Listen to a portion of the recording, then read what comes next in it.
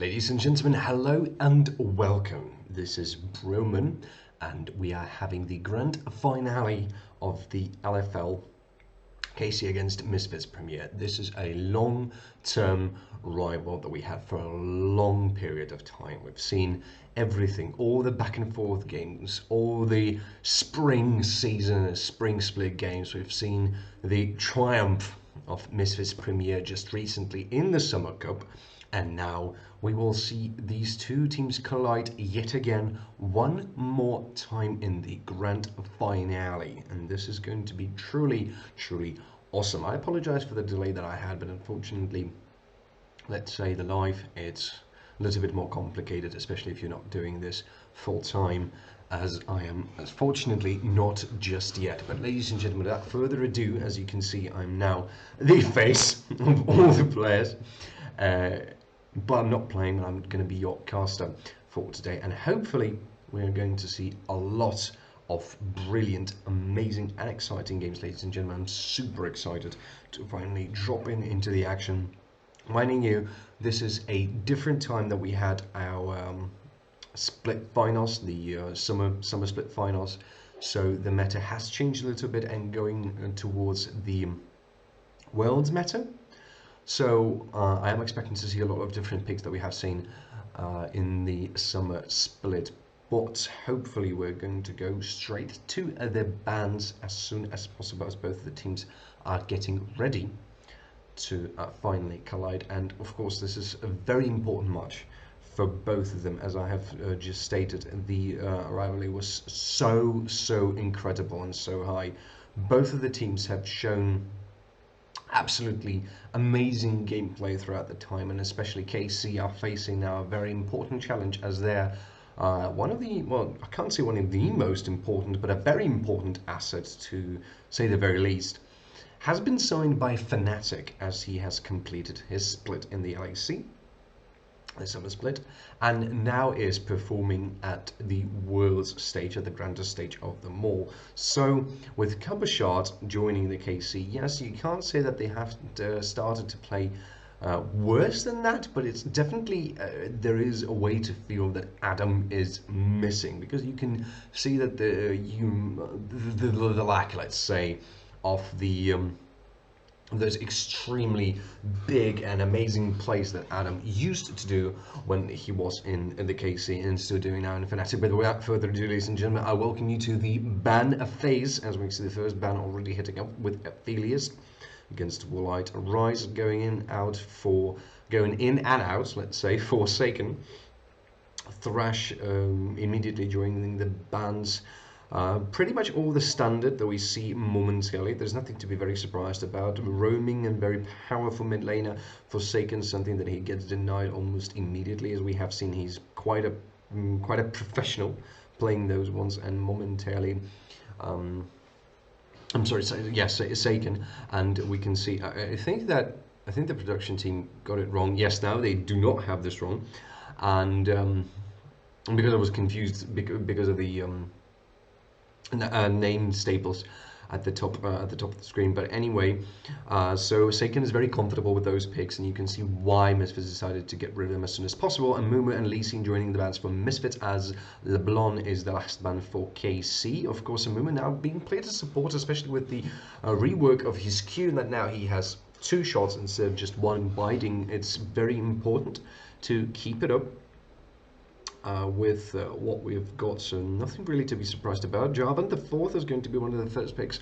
or the first pick rather, for KC. A very good jungler with a lot of potential of controlling objects, being very tanky, and also providing a lot of possibility for team fighting, especially later on in the game. So not exactly to be surprised over here. Ezreal might be joining Misfits. Seems to be like a good choice. You could say that it's a good way to keep Woolite as safe at his lane as possible. Schlatten might be interesting to answer with a Xin Zhao of his own, but we're going to see the full bot lane now revealed, with Leona joining for Jackdaw. We have seen Jackdaw to do just amazing wonders on that Leona, and especially with the Solar Flare. That can be a game changer a lot of those team fights. So it seems like to be like a good idea also with protecting Ezreal, as she has an opportunity to bounce around, especially if she manages to land that E. Now here comes a Lucian, a flex pick, because you can play both bot lane, both mid lane, and even top if you really want to. We have seen Xiaohu on the finals, not the finals, sorry, Worlds stage to be played quite often, so that's something that you have to watch out for. Followed by Braum, a good pick into Ezreal to prevent from all the poking, so you can expect Lucian to go to the bot lane as well. Something I wouldn't be really surprised to see, as he will provide also a lot of mobility, especially against that Leona, so it seems like a good pick. Twisted Fate is going to be the pick for Misfits, as they are looking for a good setup of side lane over here, potential roaming coming from Twisted Fate, especially with Destiny. That means he will have that opportunity quite a lot in his hands, so that's something to watch out for. Not exactly sure. Well, you could answer it with Silas. That could be a good way to shut down. No, not anymore. Silas is not going to be an option because Misfits decide to ban it just straight away. Still, Oriana might be a pick into it. Something that we can see. LeBlanc is no longer available. You can go with Lucian to the mid and pick some kind of a different AD carry. This is something still that they have opened. Maybe a Tristana if they're looking for a split bush composition, but not exactly pairing good with Braum. Maybe Caitlyn can work around the traps, so that's at least something. Jace is going to be the next ban, taking that out from Aggressive, as Galio is going to join the fray as the last ban from Misfits. An interesting ban, really, preventing probably, well, the supports are already taken, so that might be a mid or Irelia is going to be the last ban, as I was very surprised because I've seen Akshan luckily not getting taken, so that's pretty much okay.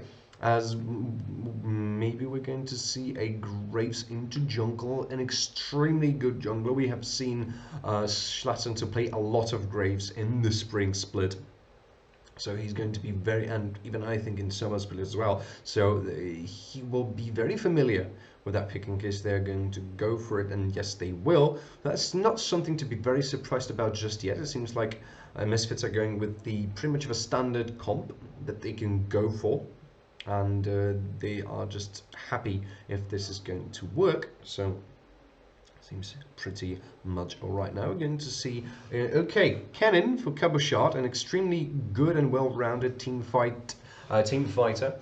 So pretty much now it seems like KC are looking towards a very heavy team fighting composition, and it seems to work out for them just nicely with all the potential. And Yone, Forsaken, even more team fighting potential, but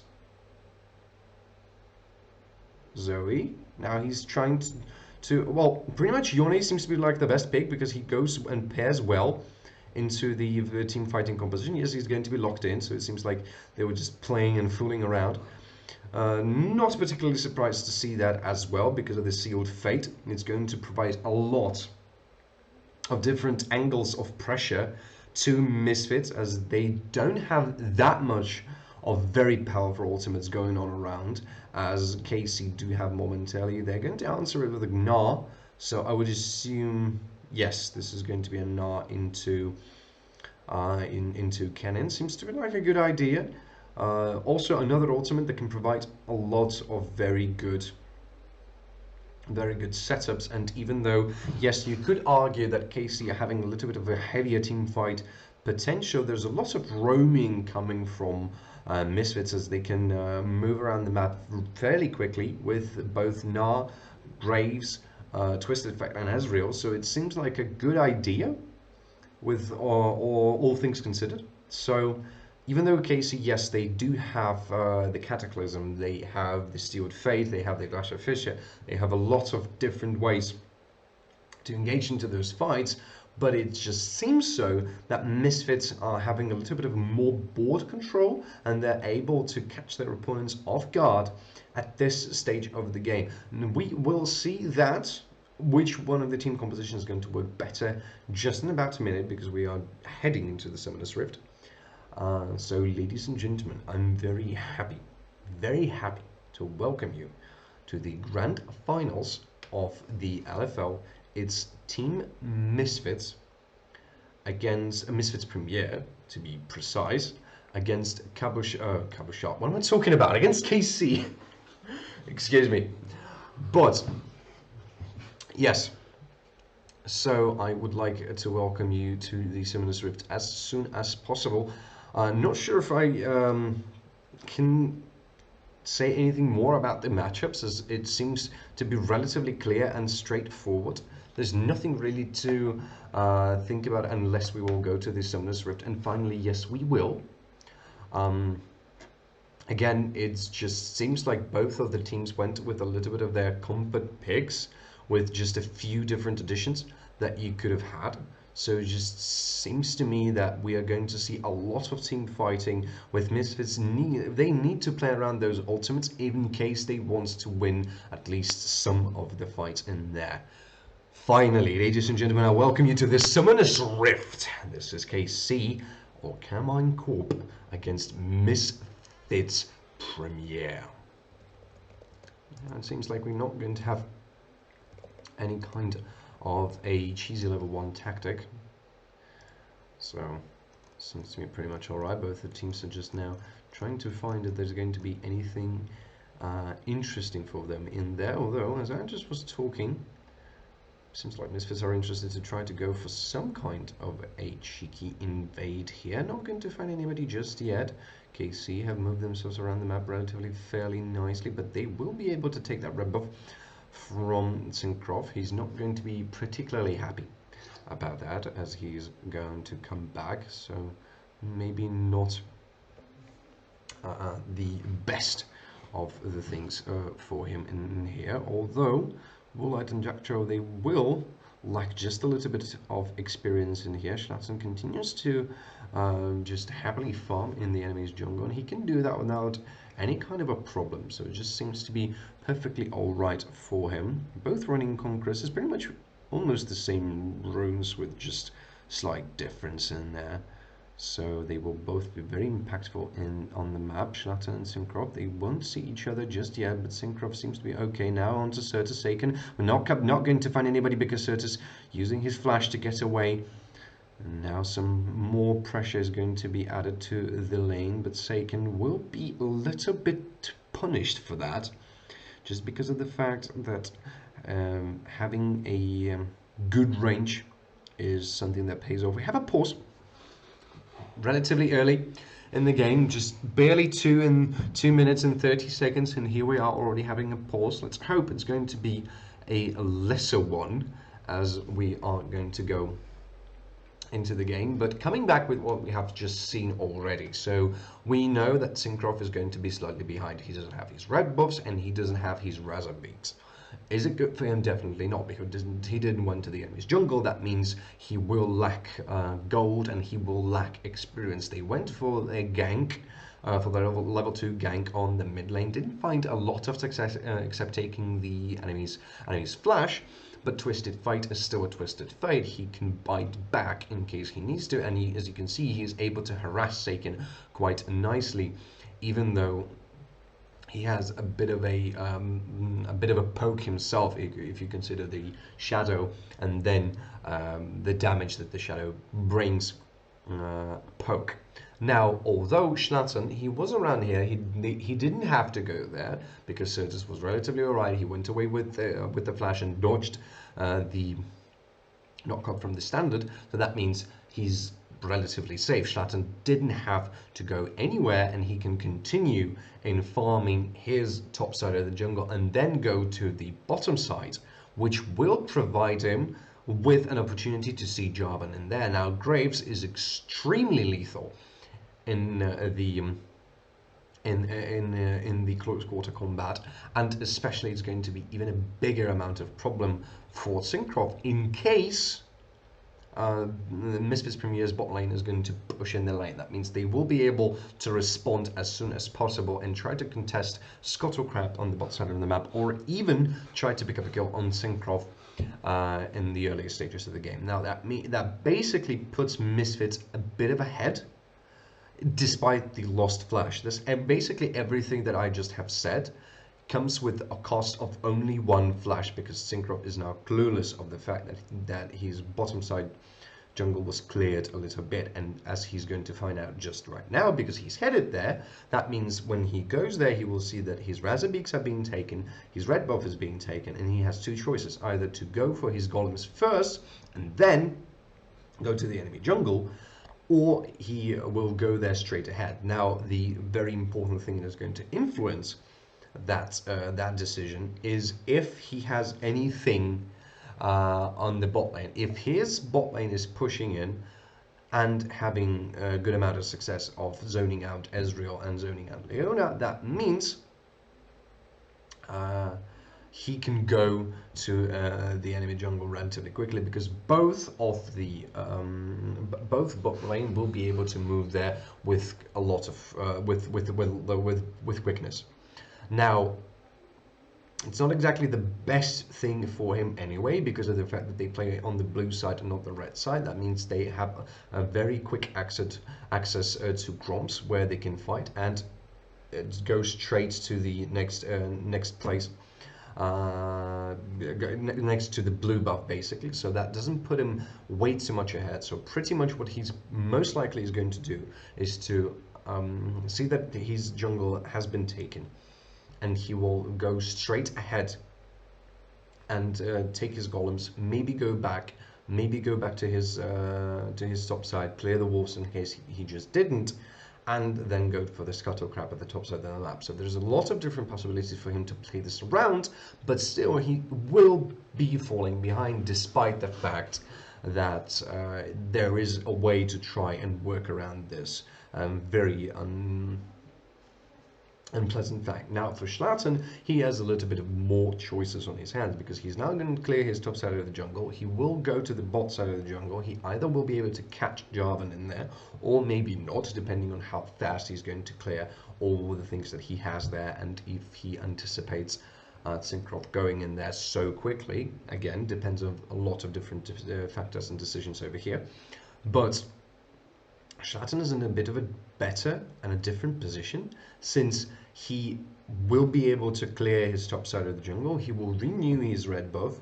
He will gain a little bit more experience, and he will gain more experience and will gain more gold, which gives him a better reset and a better recall when he comes back. So that's at the very least something, and it opens for him a possibility to harass enemy jungler and pretty much predict where he is, so he can go for a counter gank in case maybe Syncroft is going to say, okay, screw it, I'm going to go and try to take down the enemy bot lane. Is it a good idea? Maybe not that much, because there's not a lot of catch that they do have, and even though they might be able to catch that troll, they most likely will not be able to catch Ezreal, because Ezreal will just go away on his phase rush and just be absolutely happy.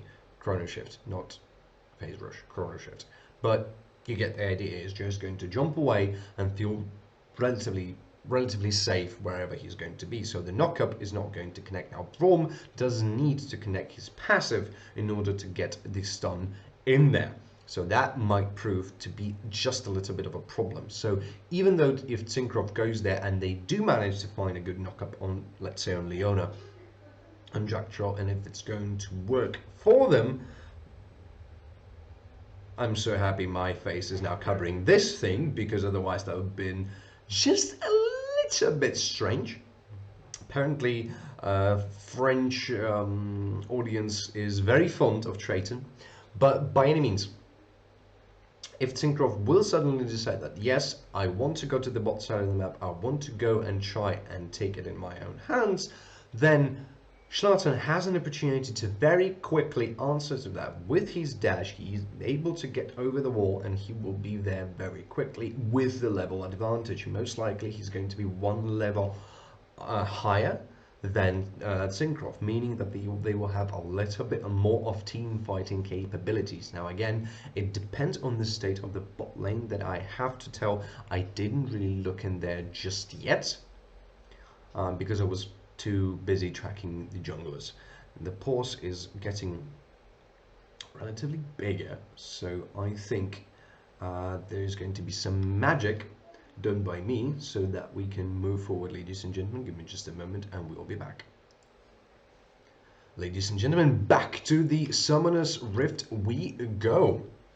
Now, as we have spoken, Schlatzen decides to go to the bot side of the jungle almost immediately so that he's able to respond to anything that's going to happen at the bot side of the map. Now, KC are moving forward, meaning that they're looking maybe to try to go for a gank at the bot.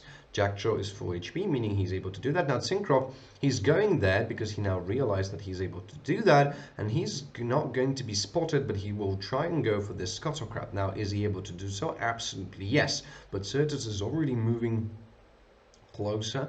Now he's going to spot the fact that the Scuttle Crab is nowhere to be seen, so Gamas is slowly getting there. Oh, Smite is going to secure the Scuttle Crab.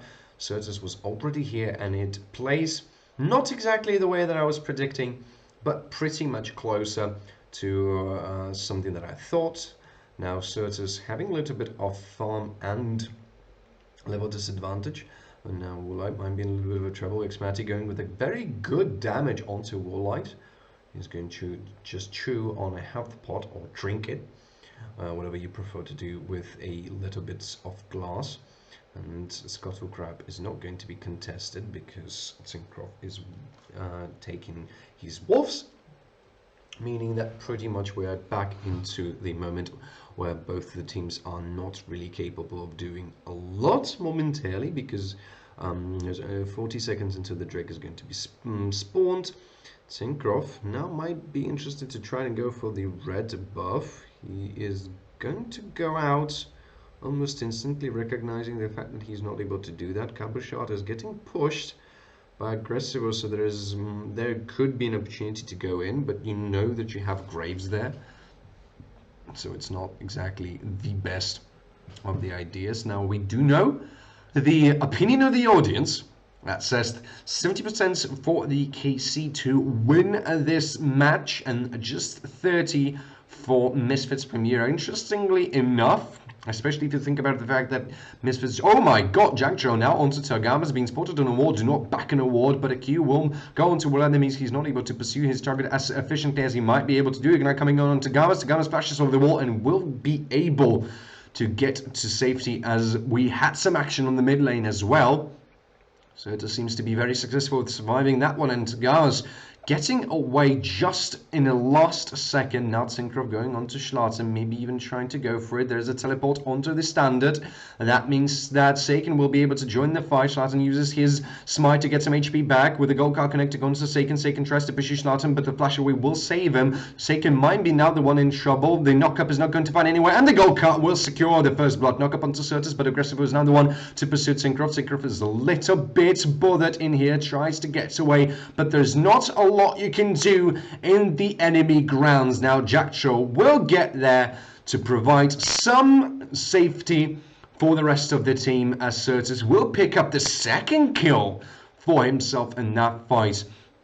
And a lot of aggression coming from KC, and Misfits are able to find a good answer onto that. Brilliantly played, have to be honest, both by Schlatzen and Certus, as they are able to stop it. We're going to see a replay, which was that was a very interesting fight. So as you can see, there's a teleport being instantly used by Seiken. Schlatzen gets into the close quarter combat with Syncroft. Seiken here comes from the reset, from the back. That means he's able to go for a fight. Schlatzen makes a Nauta and instantly flashes over the wall. Now Certus is able to take him down, and then Aggressivo moves in, and Syncroft just has nowhere to run. And that is huge, because that means there's no teleport for Seiken. Only one teleport is now available, and that is on Cabochard.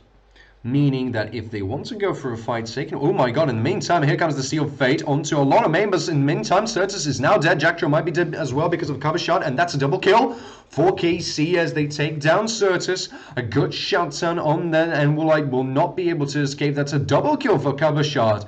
KC found themselves an angle to fight, and Schnatzen now might be the one in trouble. Syncroft with a good knock-up onto him, and a slow as well, and the rest of the team is coming slowly forward, but Schnatzen takes the fight in his own hands. No collateral damage available for him, meaning that he's not able to try and take Syncroft down. Now, as we were just speaking that it is bad, Cabochard finds a way to use the teleport. We're going to see a replay of that fight, so let's see what had happened.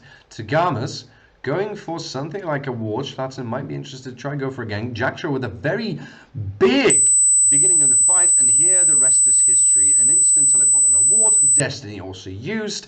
The Ceiling Maelstrom is just wrecking everybody apart, and you can see the team fight potential that we were talking about at the ban stage. At the ban stage of the game. Now, despite the Misfits' capability of bringing the fight to KC, KC are the one to have the fight in their own hands, because there's a lot of different ultimates that provide control and that provides team fighting potential and picking off your targets, the ones you need.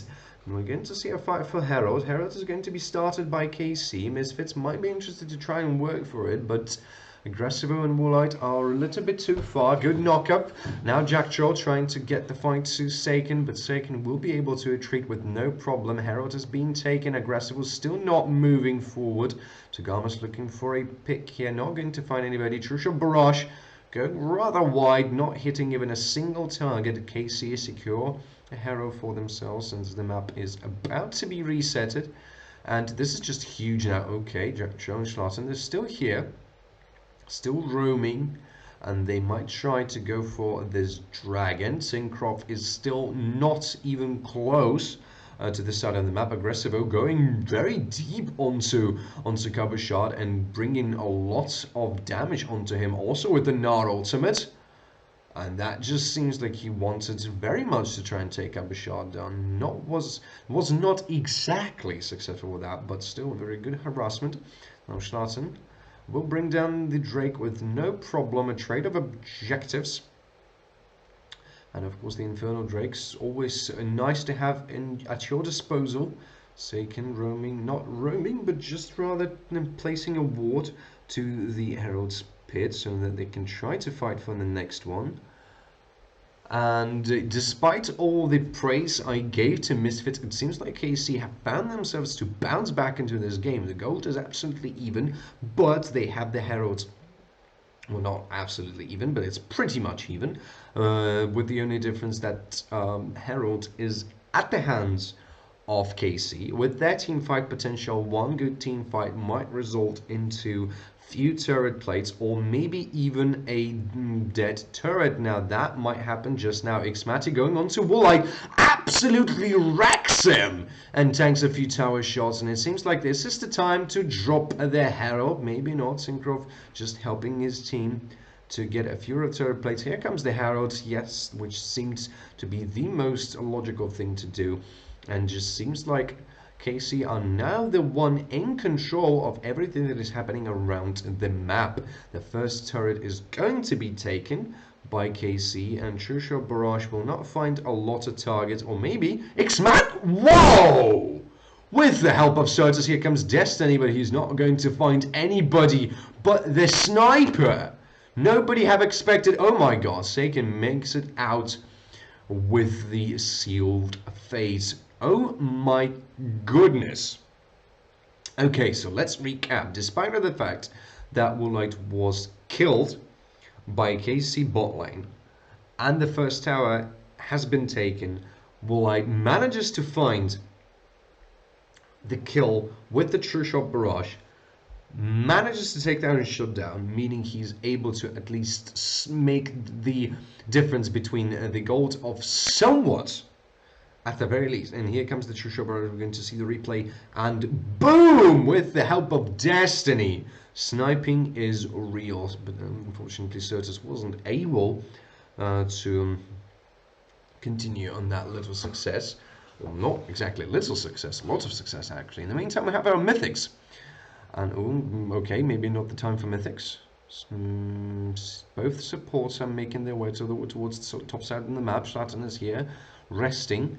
in the bush and ready to go into the fight in case he's needed. Our ultimate is available for aggressive, but they can't really go in there. They recognize that fact that it's not exactly the best idea to tower dive Yone, and they will go back. In the meantime, let's go very quickly over the mythic items that we do have right now. So we have a Hextech Protobelt onto cannon, something will give him a lot of mobility, nothing very to be surprised about. Kraken Slayer for Lucian, providing a lot of damage, especially fighting that Leona. That can be very irritating with her W, and Everfrost completed for Certus, meaning he will provide even more team fighting potential than he has already, not only with the gold card, but a potential route, and might catch up somebody like Yone or stop the Maelstrom, slicing Maelstrom from Cannon. Xmati now onto Woolite yet again with Syncrop of his help. The Culling is not going to find anybody just yet. Woolite flashes away from the Cataclysm. Such a prediction. And Certus is already here with the teleport. He will be able to join the fight in case needed. Schlatten is already here, so that means he can try to go for a play here. Goes onto Xmati, props the blade, but not going to find anybody just yet. Not able to. Okay, Sealed Fate yet again going to be used by Seiken to get away from the fight. Not exactly the most offensive way to use the Sealed Fate from Yone. We have seen Seiken to do that so many times already. So it seems like Misfits just don't want to leave Seiken unattended for as much as they can. And despite very brilliant initiation from KC, Woolite manages to get away using Flash. Heal might be used that, but I haven't seen it, so I can't really confirm nor deny that. True-Shot Barrage is just going to try and stop the push, as KC seem to be very determined to apply the pressure on the mid lane to try and fight for that Drake. Now the red buff is going to be stolen, and it seems like KC are just immediately, I would even say immediately going for that Drake. They have almost everybody in there, so they can slowly making his way from the base, and Misfits are trying to group as well, but KC seem to have the setup just a little bit better. Still need to clear some of the vision wards in there, so Misfits recognize there's an opportunity and go for it, but Cabochard onto the flanking. You have to watch out for that. Jack Troll immediately recognizes and stops the slicing Maelstrom. Cabochard is nowhere to be found. Seiken tries to go in, but they can't do anything. The Culling is going to find a few targets, and the shots are going to land, but not going to kill anybody, as KC needs to retreat from the fight, as Misfits prove to be a better fighter in this fight. And they have won themselves yet another dragon. The Cloud Drake is going to be the next one, as we are going to have the Cloud Soul itself. Now Synchroff might be looking to find some kind of a different initiation angle. Targamas will be stopped under the tower. Jackjaw has to go golden order not to die. Mulai has been caught with the Seal of Fate. The fight still continues, and Schnatzen picks up the first kill. The tower is dead, but it doesn't matter. Double kill for Misfits Premier, as they have KC running from them yet again, and Certus uses his destiny to go to the top side of the map and just push and do not stop. Misfits, despite all the team fight potential that KC have in their hands, they prove to rely on something different but just team fighting, and that seems to be the thing that works for them the most. So despite the slicing Maelstrom, despite the Seal Fade, despite the Cataclysm and everything that they... Ooh, Cabochard might be now the one in trouble. Aggressivo has them on a run. Schlatten was here to try and provide some of the support, but it wasn't needed, because Cabochard was able to get away, as this cannon is quite fast already. But as I was saying, despite that fact, Misfits are still able to find some very good angles, but KC are, on the other hand, able to not fall behind in terms of gold, just because of the fact how well do they work around objectives. They have managed to take full bot lane tower with all the turret plates in there, and they have managed to bring down the second tower as well, despite the loss of the team fight and the dragon. So it just seems so, yes, Misfits are in the lead in terms of team fighting and they're executing it better, but KC is still finding the rounds how to make the game at least more even in a way, and they have proven it one more time as they have just taken the Herald. Means that another turret might be going down in case it's going to be used at the right moment, at the right time. So both the teams are continuing to find themselves up slightly over here. Nothing seems to be very dangerous for both of the teams, I would say. There's not really a lot of neutral objectives to fight for except the turrets. Bot side is being controlled by Cabochard. Now mid does have some kind of a pressure, but it seems like they try to the Misfits try to focus on the top turret. Certus will go there and continue his push. Split push is working for them, and now they're trying to execute the 3-1-1 combination, but Na might be the one in trouble despite the top lane towers falling down. He's getting caught aggressive. Now onto the chase. Here comes the flash and immediate cataclysm onto aggressive. He has no way of going out. 4 members of KC, that's what it takes to bring down the monster.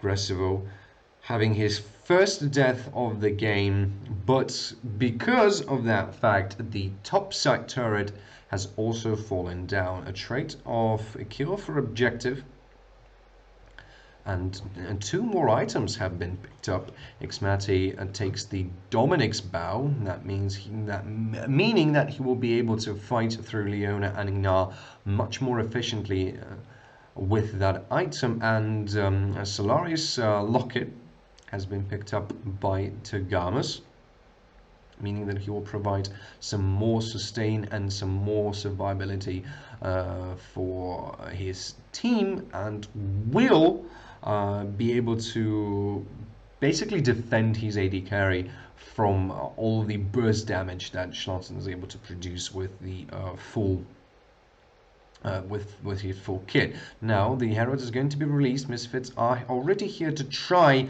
and answer that, but it seems like they decide not to fight for the first top tower at the very least. Schlatzen might be caught somehow in here. Q goes a little bit wild and wide. The bot side turret has fallen as well, but the Herald is still continuing to pressure the team. The round is going boom, connected. Seiken now onto aggressive. Jackjo doesn't find anybody just yet. Synkrov is making his way out as KC all have stacked up on the top side turret. Misfits manage to actually withhold the siege as the turret is going to fall, and Certus continues to split push in Misfits' way to victory, and it pays off absolutely well. 2 seconds until the dragon is going to be spawned. There is no bot lane for KC anymore. Only 1 turret, the inhibitor turret, is now standing as both the teams are turning their attention towards the dragon pit. Zonias have been picked up for Certus. He has Destiny available for him as well, but he's already joined his team. Now the Drake is going to be started. KC decide to give it dub. They don't have Cabochard over here. The Cabochard doesn't have the teleport, nor does he has a slicing maelstrom. Means they don't have one of the most important engaging tools for them, and now they turn their attention towards the Baron pit, but it doesn't seem so that they want to go and fight for it. The teleport is available for Cabochard, so that means he will be able to get into the fight as quickly as possible. Something you really need to watch out for, because the slicing maelstrom might be a changing or the pivotal moment, let's even say, in any fight and any battle that can happen on Summoner's Rift just now. Misfits seem to try and establish more control around Baron Pit. The next Drake is going to be their soul, as they are now on the soul point. KC are not having even a single, I would even said, even a single Drake in their back pocket, and Trisha Barrage will not find the target as highlighted by our kind French observers over here. So at this moment, yes, the gold is dead even, but you can say that Misfits are having a little bit of a better game. They have more advantages at their own hands. Yes, there's a lot of ways for KC to turn any fight around, especially with the fact that they're not falling behind that much, but it's still not the best position for them to be in. They need to try and look for the best ways to initiate those fights and have them on their own terms. Now, Misfits, they have proven that they are able to fight and play around their most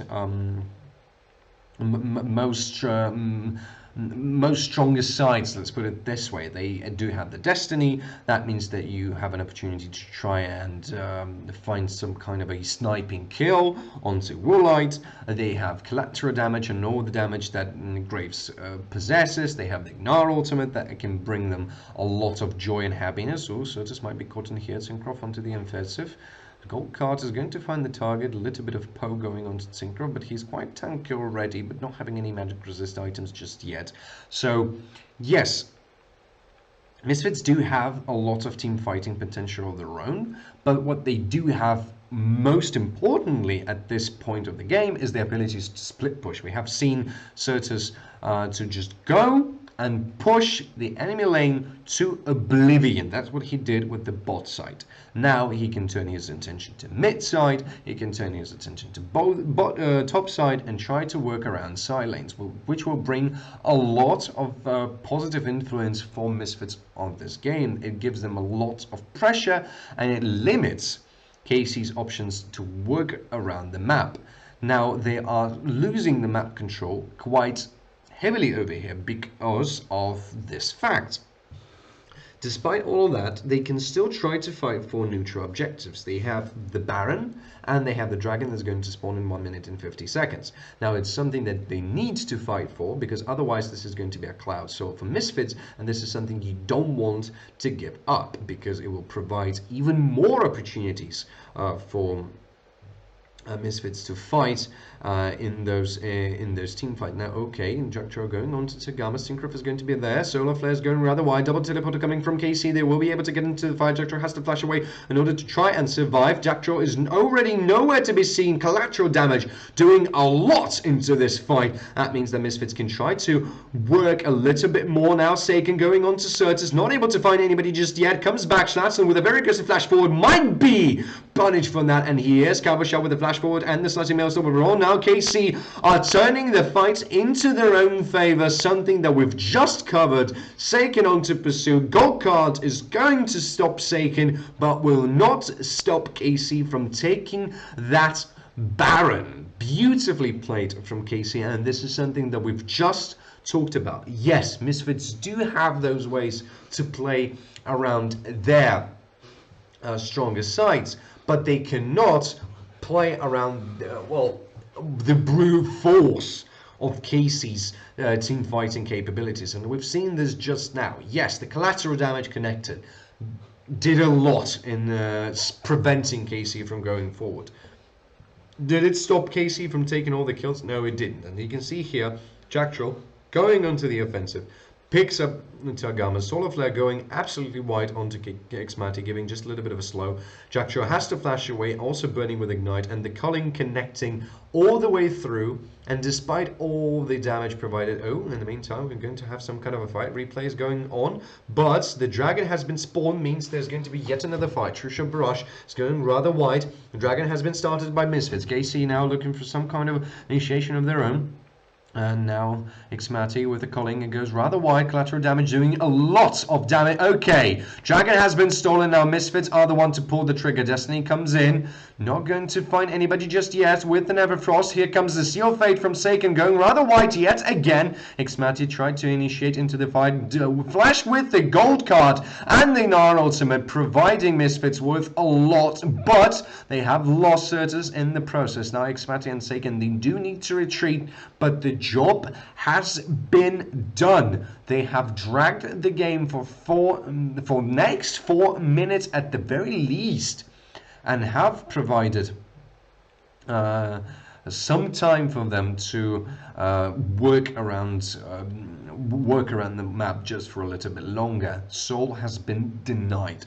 Now you can see again, team fighting potential coming from KC is just enormous, and despite all the brilliant attempts from Misfits to try and turn their fight around, they need to work very cautiously around KC's kit. And it just proves to be a very hard matchup for Misfits, even at this point of the game, even with the fact that they were leading. Now they're not leading anymore, and KC with a 2-goal lead for themselves at the 27th minute of the game. Now, no neutral objectives to fight for just yet. Baron buff is going to wear off in just about 30 seconds. Unfortunately, not a lot of players to still have the Baron buff. I think Xmati has it, and I think Seiken is the one to have it. Seems like KC are looking to try and work around the bot side of the map. Tagama's clearing the words so that the team is able to contest the next Drake. They will take the Scuttlecrab in their own hands as well, meaning they have even more opportunities to fight at this side of the map. Baron will be spawned just in about the same moment as the next Drake is going to be, so it might be a little bit of a harder situation for both of the teams, as they will have to pick which objective do they want to go for. Now, with everything give or take, it's probably the best idea for KC to go and try to take the Cloud Drake, because if they give up the Drake, they will give up the ability haste, they will give up the movement speed, and this is not something that they want.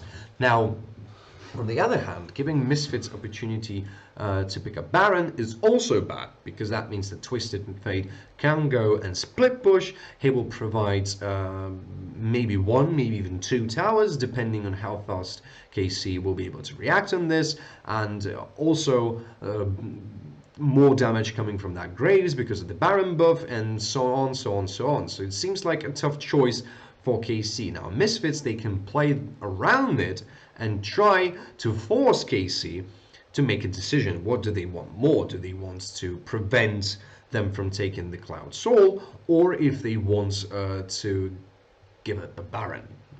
Now, can Misfits give up this Drake? Yes, they certainly can, because that was only the first Drake for KC. Now, do they want to give up that Drake? That's yet another question, because you can see that as the game progresses, KC are getting stronger and stronger in those team fighting potential. Now Kennen has already picked up his Zhonya's. There's more stopwatches incoming. We have 4 stopwatches basically on the side of KC, meaning not only they have team fighting potential, but they have a way to survive through the team fight. Now this is bad, because with all the collateral damage and the opportunity to try and burst your opponent down from Misfits, you don't want to try to burst down somebody who can just go golden and absorb basically all the damage that you will bring. So Misfits, they need to try and pick what is their best win condition, to go for Baron or to go for Cloud Drake. Certainly, I would say that Cloud Drake is something that they would want to push more for. Oh, Jackjaw might be caught in here with a good stun, and the culling flashes over the wall, and that will bring him to safety. And this flash might prove to be very pivotal. Seiken with the Guardian Angel of his own. Now he teleports back into the mid lane, searches for the gold card, tries to catch somebody. Manages to catch Tagama. So on to Schlatten right now with some good knockup. Schlatten goes over the wall. Aggressivo tries to be the front lane for his team, and it's just 3 seconds until the Drake is going to be spawned, and this is it. The showdown that might be pivotal for both of the teams. Seiken now going for the flank maneuver, the same one as we have seen from Cabochard, with the only difference that the previous time it didn't really work very well. KC might get in a bit of a tough spot over here. Destiny getting used, and the Drake has been stolen, and the trigger has been pulled. Saken does fight Woolite, doesn't kill him instantly, but manages to do so anyway. Xmati with a kill of his own, uses Cleanse to get away from the fight, and KC get out on top, taking the Drake, and now they will take the Baron in his hands as well. Maybe, but Xmati needs to get... Okay, maybe we're not done just yet. Aggressivo teleports back into the lane. Certus is already here, and Jacktro is making his way back as well. Aggressivo, here he comes, but he's going to be caught with knock up onto Certus, and the teleport from Cabochard. Here he comes. Now the only monster is here to try and save the day. Will not be able to do that. Double kill for Xmati.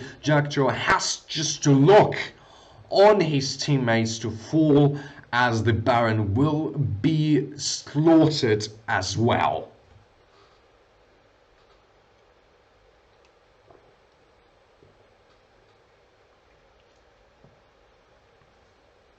Trishot Barrage not going to find anybody just yet.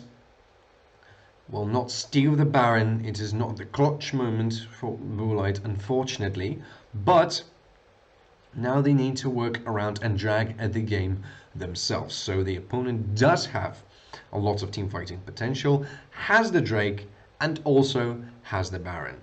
It seems like, and you can see right now how quickly KC are able to pull the trigger, and that with Saken's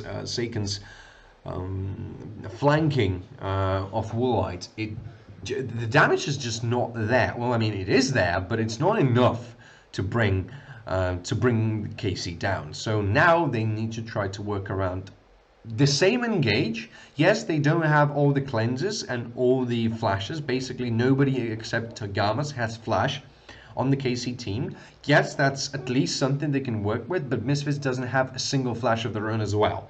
So they have no opportunity to escape from that fight. Now KC, they have a lot of team fighting potential, and they have started to siege the base. Now Misfits need to try to hold on as much as they can. And the calling going on to Schlatten. He's almost dead. Schlatten manages to get away, but Jacktro will not. With the calling and the sealed fate, they will pick up the kill of their own, and Schlatten will be forced to the base. Turret has been taken down, and so was the support from Misfits, as all the hopes for Misfits are starting to slowly crumble. The gold card will be found onto Tagamas, but now Saken is the one to go onto the oppression. Golden goes Certus, but he will not survive. Now here comes Aggressivo onto Cabochard, but he will be instantly punished for that. And Schlatten and Woolite are the only man left standing. Here comes a Cataclysm onto Schlatten. Yes, they will be able to find that kill, so maybe they are able to fight for a little bit longer, but not today, say KC. Bring up the ace, the first inhibitor, then the second, and just like that, in the first game that just seemed so out of hands for KC in terms of map control, they are able to take the first point in their hands. Brilliant game, through and through, nothing to add here, almost basically. Ladies and gentlemen, do not go very far. I'm going to see you in the next game. KC against Misfits, and KC striking a first win. Ladies and gentlemen, welcome back. This is second game, Misfits against KC. We have swapped sides, as KC have proven to be the better team in the previous game and have scored the first win. We are already in the ban phases, so let's see what we have this time around. Java going to be immediately, banned. Nothing to be surprised about, since Zinkrov was able to have a lot of impact to the map, especially with his Cataclysm, and despite all the effort from Schlatten to stop him from farming on the lane successfully, or not on the lane, in the jungle successfully. Rise against Saken, nothing very to be surprised as well. Thrash going in, and Lee Sin, joined by Lucian against Xmati. The respect coming from Misfits towards Xmati and his brilliant performance on Xmati, on Lucian. in the previous game, so nothing very to be surprised about as well. LeBlanc going to be the last ban, as Amumu is going to be first picked. Now, I could say it's a flex pick, but it probably isn't, and it's probably Amumu for... Yes, judging by the face, it's Amumu for Jack Troll. Pretty much. Judging by the intense smile, smiling intensifies, I would judge that this is Amumu support, something we haven't seen yet. It's a new introduction to the meta, so let's see how it works out for Jack Troll. Immediately answered by Ezreal. A good way to answer Amumu, as he's able to jump away from the binding, but still something up for debate, because it really relies on the speed with which Jack Troll will be able to cast his Q. Now, Xin Zhao, something we're not really surprised to see, as he's a good jungler, especially at this state of the game.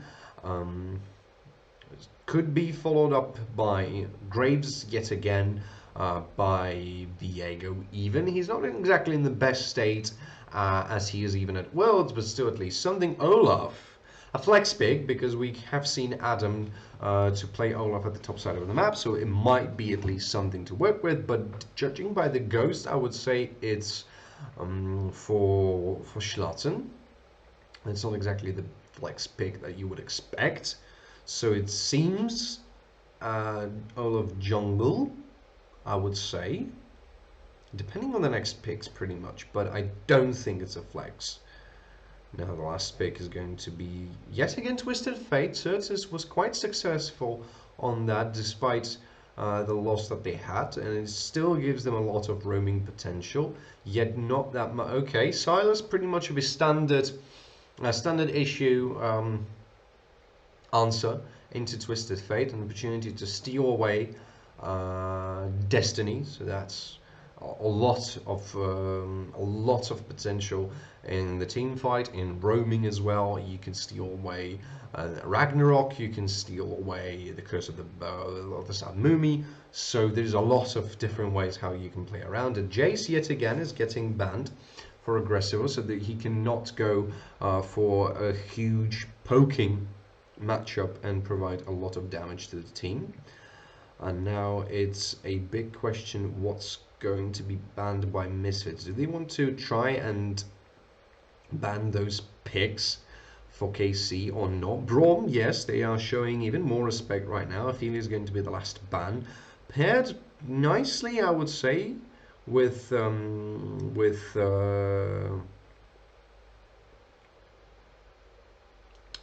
I'm sorry, I had a little bit of a blank moment over here, but it seems to be pairing nicely with Amumu. Not longer an option though, so you have to think about what do you want to go for.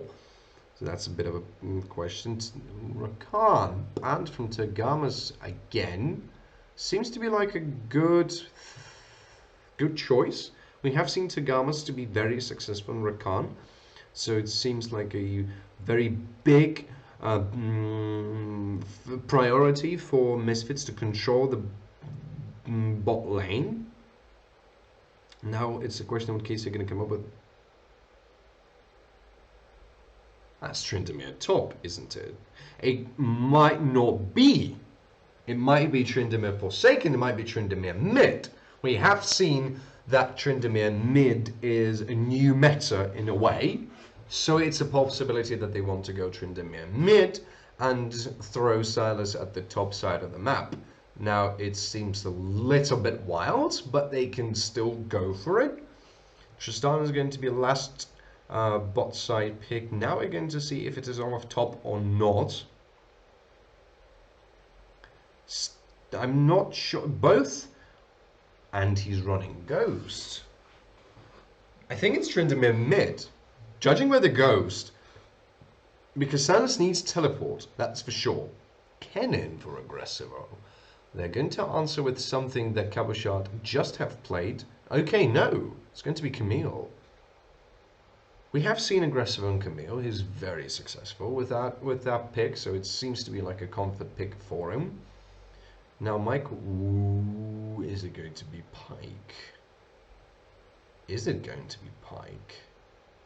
It might be a big problem for Jack Troll if they go for...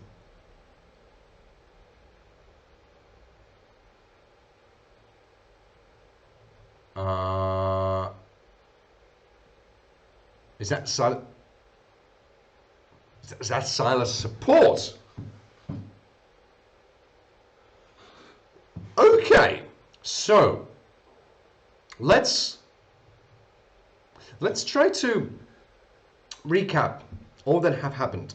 So, Misfits having again a strong composition with a lot of different ways how to fight, and both have a good roam around the map. While KC are going for a heavy team fight yet again, even heavier probably than they have before, because now, not this, sorry, now they do have Tryndamere in the mid, meaning a hyper carry going for a very heavy team fight possibility in the later stages of the game. And of course with the Undying Rage. They have Silas, but they have an opportunity to go in with the Curse of the Sad Mumi. Okay, I am a little bit confused because I haven't seen Silas support to be played, so I am rather interested with how it is going to play out, since we haven't really seen a lot of Silas support. I don't think we have seen Silas support just yet played in both spring and summer splits.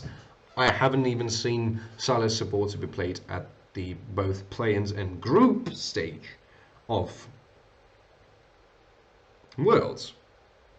So this pick is probably the most confusing to me. Now, Cabochard is playing again on Kennen. Slicing Maelstrom has proven to be a weakness for Misfits Premier. Sometimes they were very successful in trying to play around with it, but it still was able to bite them back very nicely. So that proves to be a good way to try and work around with it. But I'm still having a lot of questions about this Silas support. I guess we're going to have to see this play out on the Summoner's Rift. But it's just something that I can't really spot what is the exact idea. Well, we're about to find out. Ladies and gentlemen, I would like to welcome you on the Summoner's Rift yet again, as we're going to see the introduction of the rest of the players. And let's see if Misfits Premier will be able to bounce back and try to win the next match. But this Tryndamere mid is also very interesting, not gonna lie. Very, very interesting. So with all the team fight potential that KC do have right now, it's a little bit different this time around because they have a lot of disengaged tools. By them I mean Misfits, since they have the Buster Shot, they have the Curse of the Sad Mumi in the hands as well, so that's at least something.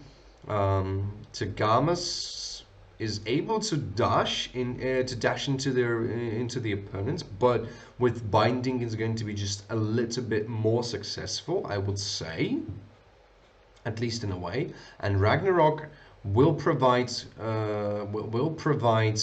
Schlatten an opportunity to just go in and try to wreak havoc onto the enemies. So it's a bit of a question how they will play around that, and will they be able to just force Schlatten out of the fight, or just pretty much kill him almost instantly. Ooh, double flash! The chase is about to continue. A good damage coming from that bomb from Tristana, meaning that the fight will not be very much, or the trade will not be that successful for KC. Still, At least something. Aggressive continues to go onto cover shot. Good damage from both of the team, both of the top laners. Now he will be spotted on that ward, so meaning that they will have all the needed information about where he is. Ward is on the river side, so in case, just in case, Woolite might be now in trouble, getting pushed away by Tagamas instantly, because he knows if Binding connects, he's not going to be able to get out of this fight with all the damage from both Tagamas and Xmati. Still seems to be a good catch from Jackcho, immediately answered with a chrono shift. So that's at least a way to disengage from the fight. Schlatten will spot Xinzhao now, but you don't really want to go on a fight with him, especially if Seiken is around. But it seems like he just at least wants to get some... No, he's not even going to get some vision onto him. They just know that he's here, so Schlatten decides to go and fight for the Scuttlecrab at the top. Syncroft is now going to go back, meaning that he will have a bit more fighting capabilities than Olaf, and dueling capabilities, let's say. At least Certus is now pushing in. The Scuttlecrab will be taken now. Jackjo is the one. Ooh, flash from Seiken almost instantly as he recognizes the danger coming from Jackjo. And it seems like Amumu is able to pressurize the lanes very nicely, roaming towards the top side of the map. Here comes Ghost from Schlatten, now onto Kabushar. Kabushar will be able to get away in case he has his quickness. The flash from Kabushar, a little bit of premature. Now he locked himself up just a little bit in there. Tries to use his quickness. Here comes a stun onto Schlatten. Aggressive was still on the chase. Good damage. In the meantime, Jack Chol, a race for first blood, but Misfits win the race for first blood. Jack Chol dies, but dies right a second. Less than a second even after Kabushard has been brought down by KC. So it's a trade of kills, but with first blood coming from Misfits, so that they are just a little bit more ahead than KC. First blood went to Olaf, meaning that he will be able to stack himself up nicely just a little bit. Seems to be like roaming didn't really pay off that much. On the other side, it brought all the attention to him, not to Schlatten going in, and Kabushard has lost his flash, so that will provide a lot of very good things onto him. Now to Gamas, onto Jackdaw, he will be able to get him in time. A lot of damage coming from him. Here comes an exhaust as well. Here comes a heal. He tries to bind him. Here comes the teleport onto the minion and the pursuit. A double teleport. Even Aggressive is already here. But Misfits instantly disengage from that fight and trade of summoners at the top side, as teleport for Certus is not available as well. Aggressive will lose a lot out of it. Slicing Maelstrom is already in here, while Hextech Ultimatum is yet to be seen for that Camille. And the fight on the bots didn't really bring a lot to both KC and Misfits, but I would say that Misfits are just a little bit falling behind just because of the fact that Aggressive lost a lot of experience. He's not going to lose a lot of farms because he has made it to the lane very quickly, so at least some kind of a good thing taken out from that. Now Syncroft is going to spot Certus, taken now onto the chase, and that's 3-on-3. Certus flashes almost immediately. Good footwork, but the chase is about to continue. Seiken now onto Jackcho. Jackcho takes a lot of damage, and Dying Rage is being casted. Here comes a Warlike jumping in, taking down Syncroft. Now Seiken is the one in trouble. Double kill for Misfits. Destiny being used as Certus just returns to the lane to casually farm and have his way around the map and push just a little bit further. The Drake has already spawned, meaning that if Misfits do want to go for it, and they do apparently, I think Olaf has started it already. Now Wulai might be in a little bit of trouble. Good binding if caught might bring him down, but KC decide not to go for it because they don't know where is Jackjon, don't know where is Schlatten. They can only assume that he's taken the dragon, as dragon is going to be slain It will be the first dragon. Aggressive might be the one now, the one in trouble. Ooh, double flash coming from him, meaning that he is okay. Dragon has been killed, and we're going to see a replay of what happened on the river. So you can see that Certus face checks, uses the gold card, and here comes the good footwork, avoiding the stun. Jack Troll will pay with his life for saving the his mid laner, but with Woolite very quickly joining the fight, that provided Misfits with the numbers advantage or health advantage needed to continue the pressure in this fight. Now both Tagamas and Jackcho continue to roam. No Undying Rage Forsaken just yet. No Summoner Spells as well.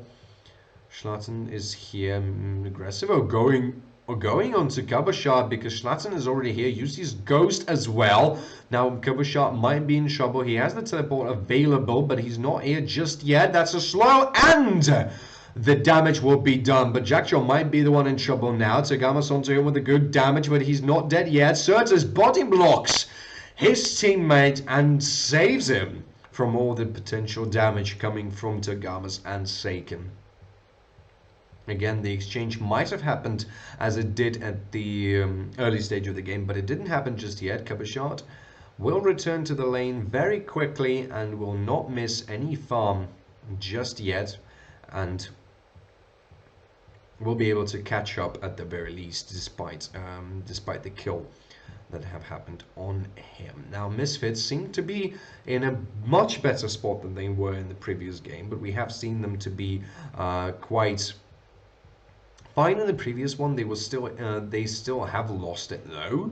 Now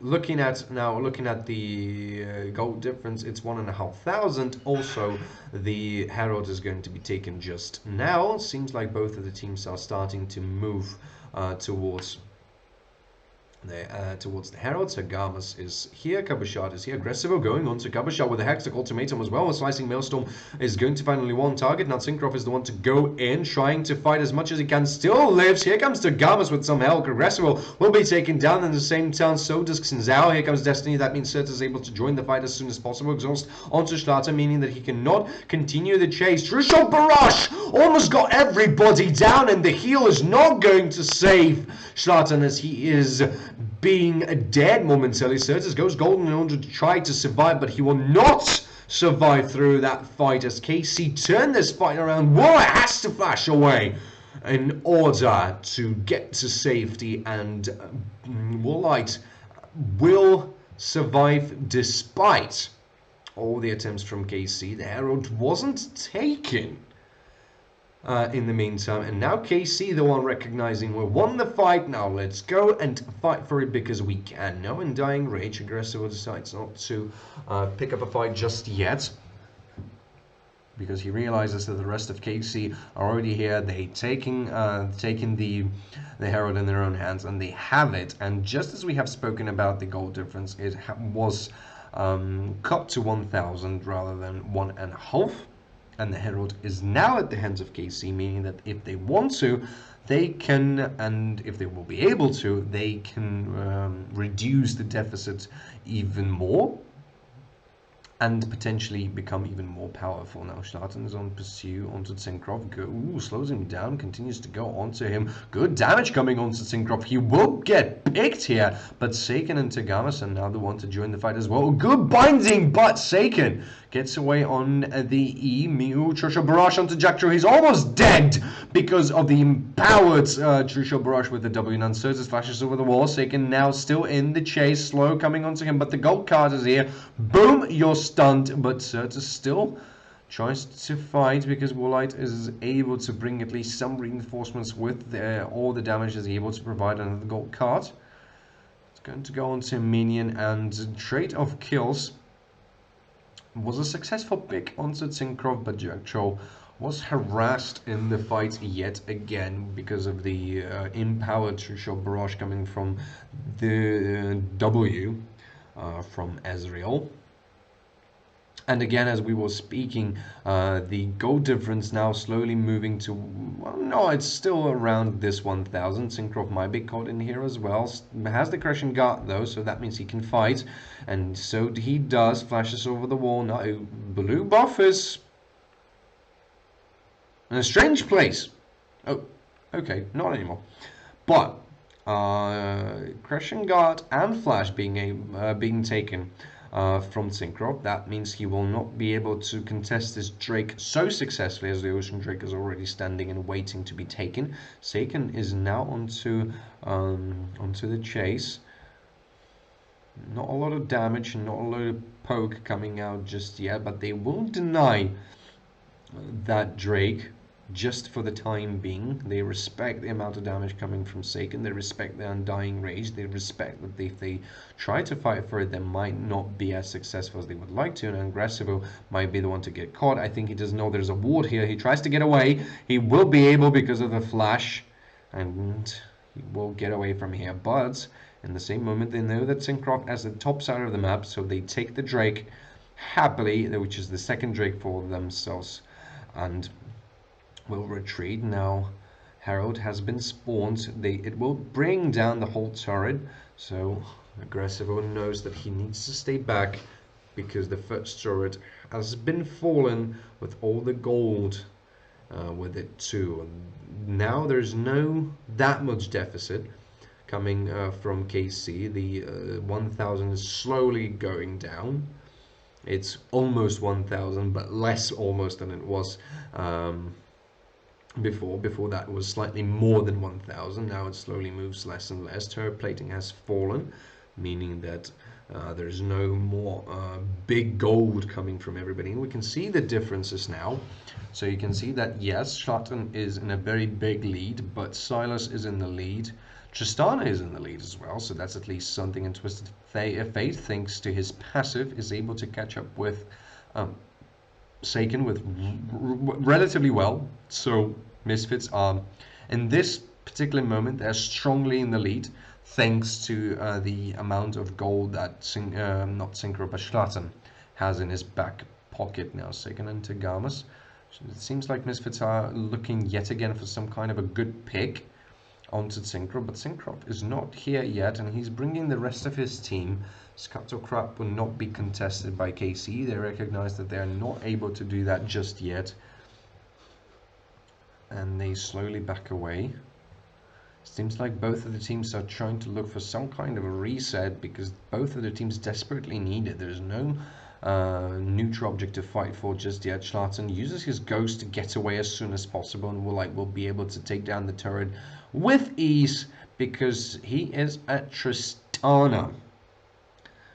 But you have taken Ghost from Schlatten. That's at least something. It has a relatively small cooldown, but still, it's a summoner spell, and he will not have it just yet. Certus getting harassed a little bit by Seiken. Seiken heals all the damage back.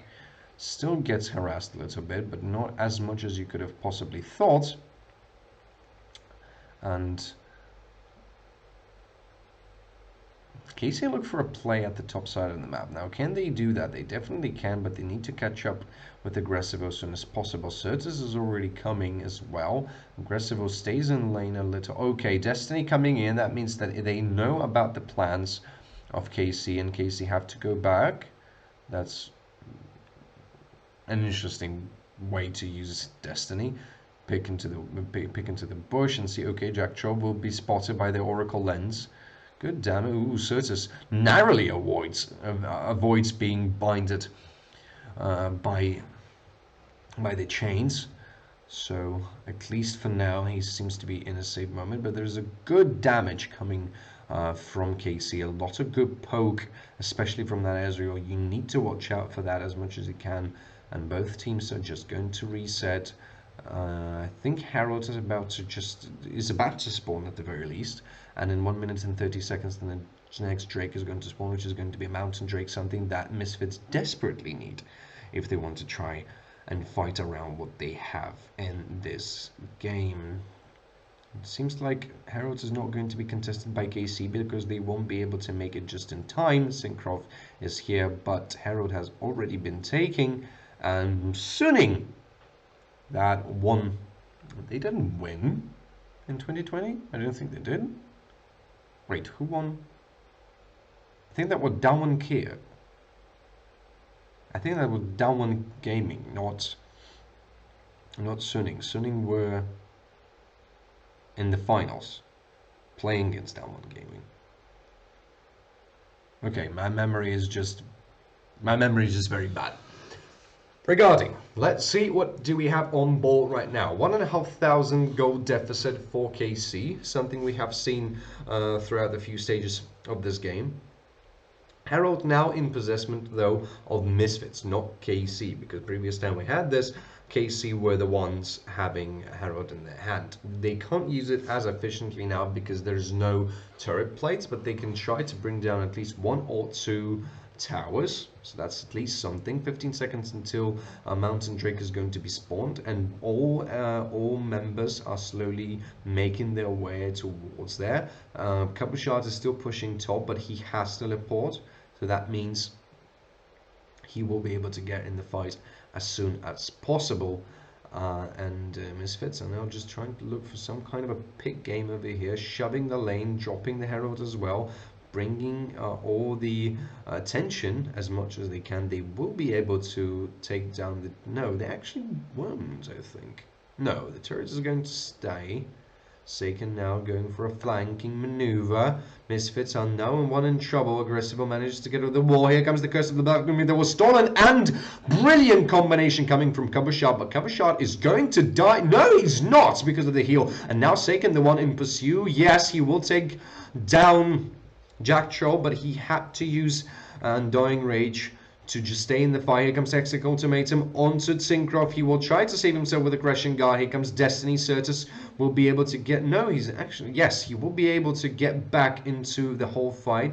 Tries to get himself in a better position. He has the gold card, but can they try and fight this 3-on-4? No, they can't, as they're going to use teleport on mid and try to pursue KC or answer with an objective of their own. Yes, the Mountain Drink has fallen, but they can take the first tower, maybe even try to push it for the second one, but they decide not to do so. And it was brilliantly, yet again, brilliant team fighting that KC is showing here is something that brings Misfits down so much. They are able to repeatedly, nicely play around the map, control the map as much as they can, but when it comes to team fighting, it doesn't work as good as it did before. Jack Troll gets under the tower, tries to go onto Seiken, binds him as well, takes just a little bit of damage, but it's not going to be enough. And the play onto him was stopped by Syncroft that was spotted in that tri-bush. He's going to think, oh, wow! Okay, that's a very aggressive Baron, but they don't have enough damage to take it just yet. Maybe they thought that because of that Tristana they will be able to do so, but not just yet. So they need to watch out for this, because the goal difference is now almost non-existent. It's 400 gold, which is basically just one little item. It's not that crucial, but you have to recognize the fact that team fighting potential from KC is already more powerful if you let them land their combos. Is exactly the way they did before. Seiken was able to find a good flanking maneuver, Cabochard was able to go full in onto the offensive, and that's what it came down to. To the moment they couldn't respond, even despite all the efforts that they have brought into that fight coming from KC. Not KC, Misfits. You get the idea.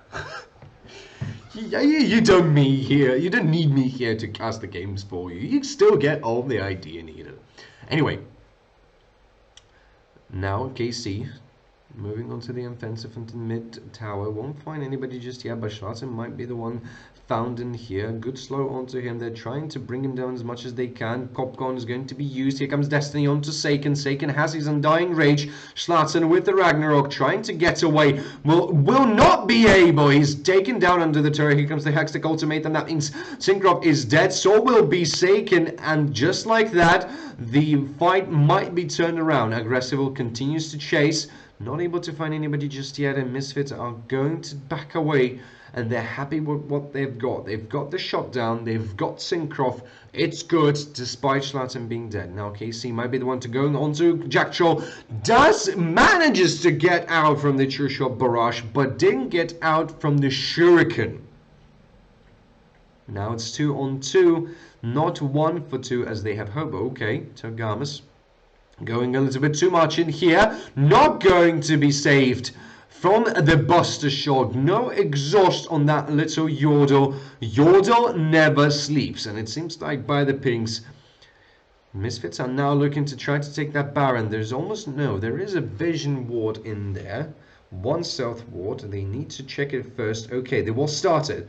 Very boldly, very bravely. There's a teleport from Cabochard, so he might be able to get in there in time. The ward will be spotted, but no ward will be placed just yet. Here comes Syncroft, here comes Seiken. Now there are only 3 in here, and the rest of Misfits are slowly getting their way into there. There's another ward in the Baron pit, so if the teleport will be in, it will... okay, there's no need for go to teleport. Baron goes to Misfits. Syncroft now stuck in the Baron pit, and Crashing Gut will not save him, not for long. Cabochard uses the Maelstrom. He's golden and he's still alive. Seiken now tries to wreak havoc in the back lane of the Misfits, but not able to do so just yet. Curse of the Black Mummy comes in as well. Matty managed to pick up at least 1 kill. Cabochard still not dead. Warlike is dead! KC turned the fight around with just 45 seconds until the Drake is going to spawn. And despite the very fast and cheeky Baron that they have taken for themselves, Misfits lose the fight. Teleport coming in from Certus. Certus will try to de-push and de-pressure the mid lane so that they can try to fight and contest that Drake. But KC repeatedly in these 2 games, despite all the macro playing from KC, find brilliant and amazing angles in those team fights, manage to bring everybody down.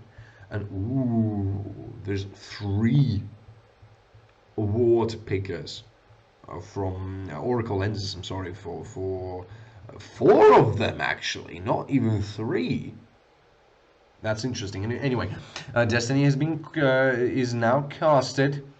Not going to find anybody, but we'll review everybody's location because they need to move. Cabochard wanted to go for a flank maneuver, but he found Aggressivo there.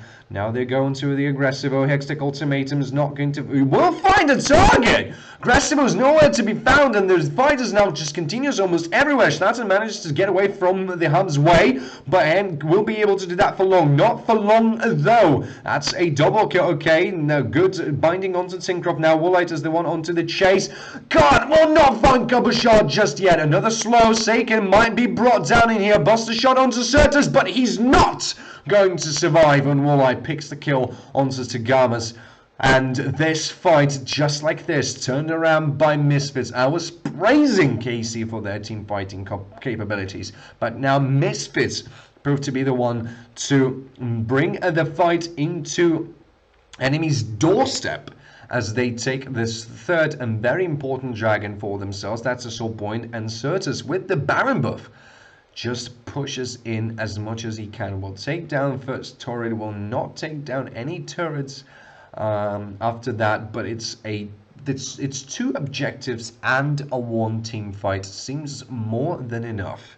Zhonya's has been picked up by Certus, so he will be more survivable. He will provide him more survivability in this fight. So let's see how did it break down. We have seen what was happening at the bot side of the river, but let's see how the rest of okay, so Jackcho goes on to good initiation onto Xmati with Woolite and Buster Shot. They just completely destroy them. Now that's the moment when it gets tricky. Cabochard is almost dead, so he's out of the fight. Seiken is almost dead, so he's out of the fight, and Jackcho continues to repeatedly find this excuse. Okay, Seiken is dead. True Shot Barrage not going to find anybody, and they can continue on to the offensive. Aggressive can come back with teleport, so that means they can push as much as they want. Cabochard continues to push the bot side, so Aggressive will go and answer this, but 1 kill onto Seiken and the turret that was taken by Misfits. Now they have 5,000 gold in the lead, so let's see how did this happen.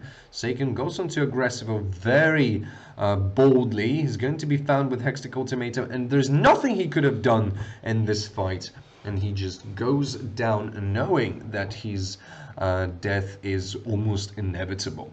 Didn't even use his Undying Rage, didn't even try to pick up at least somebody after him to the grave.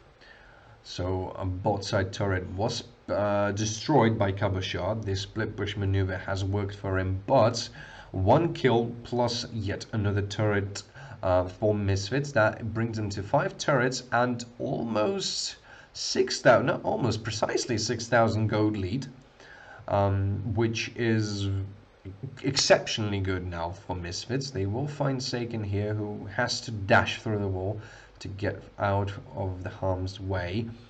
Misfits continuing to push their opponents. They're doing it very successfully despite the True Shot Barrage. Will be able to heal himself up so quickly, and turret is getting down most likely just now. Yes, with 2 split pushes, or just amazing pushes, let's put it this way, it's rather easy to bring down the turret. So they have this in their hands. 1 minute until next Baron is going to be spawned, and now it seems very as a very guardian angel for that Olaf. It's going to be a very big force to be reckoned with. Baron is nicely set up by KC right now. They have the vision, they have the pressure on the both lanes. They continue to pressure the both lanes. There's no turrets at all except those that stand in front of the inhibitors. So KC are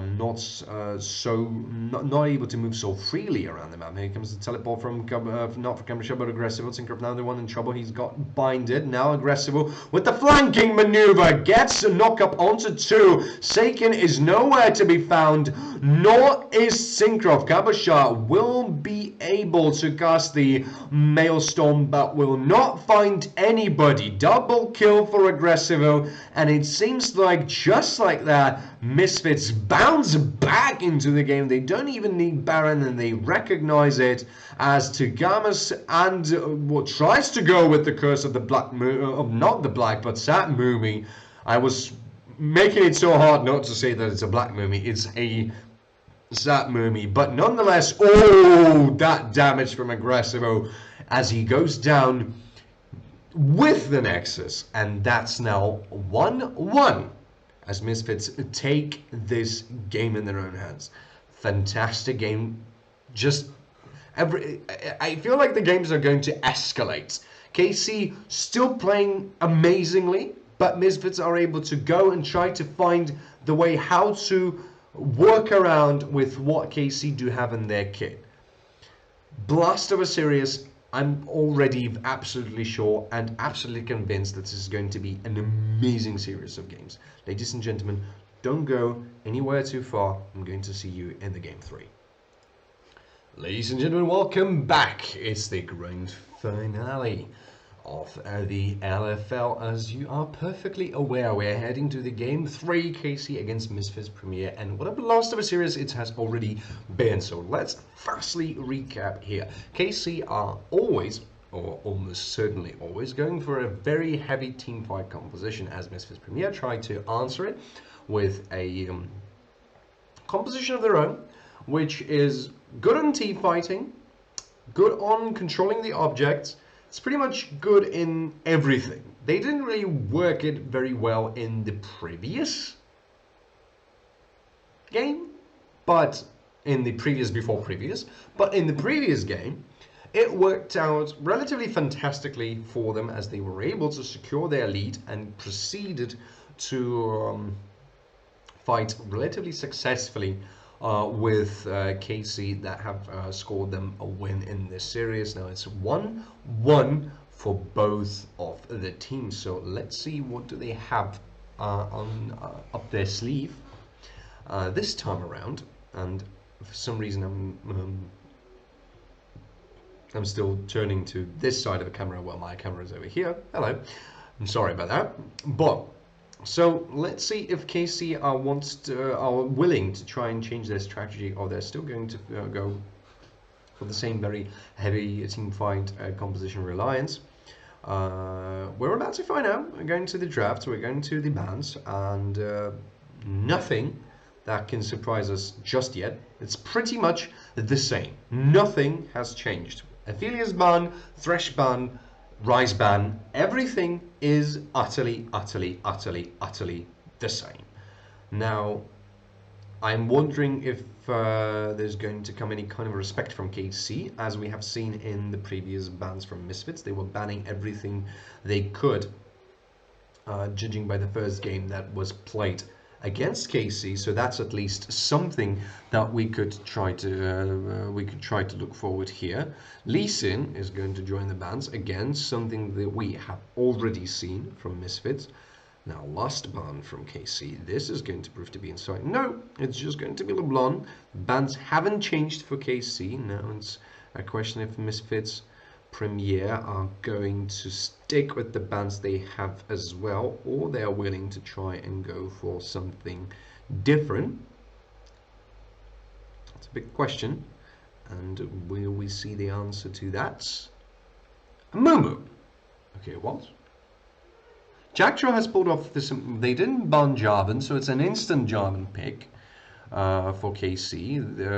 Tincroft was fantastic in the first game, despite all the troubles that Schlatten tried to deliver in the first game. So that's interesting. They didn't decide to ban it.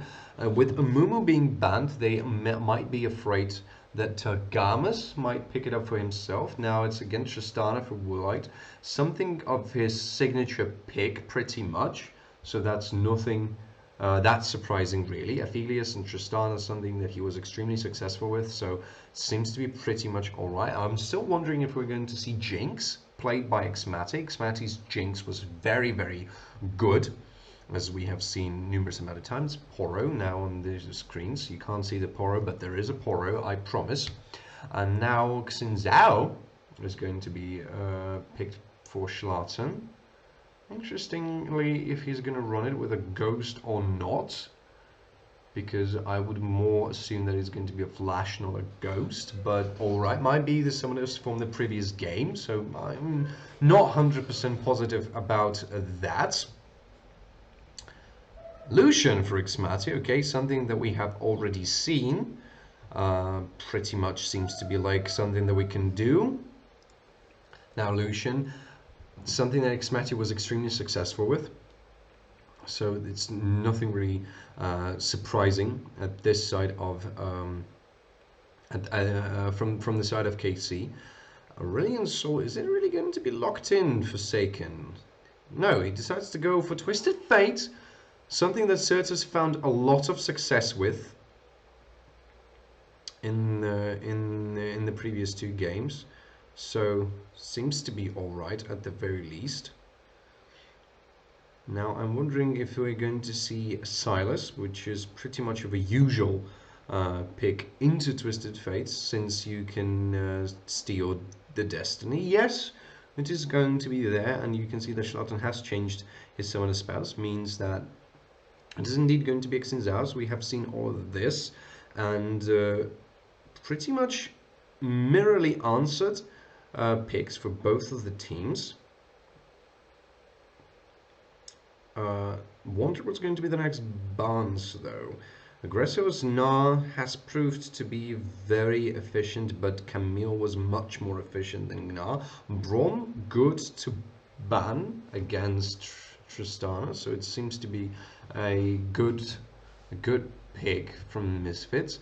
And Tagamas, of course, was quite successful with that too. I wonder if it's going to be the next ban.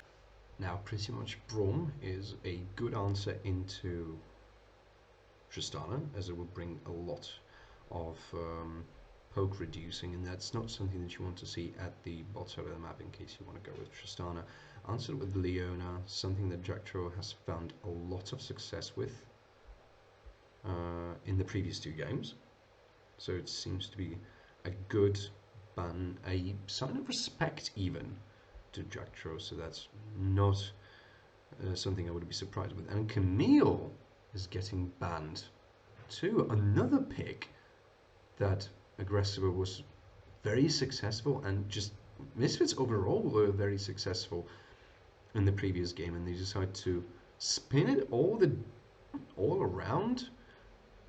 Probably because they are afraid that Cabochard is going to take Camille for himself, as Seiken just already have taken Twisted Fate. That might be the case. Alistar, something that pairs with Tristana extremely well, so that seems to be like a good choice. Still could go with something like Rel, maybe even Pike. Pike seems to be like a good option as well, but not sure really.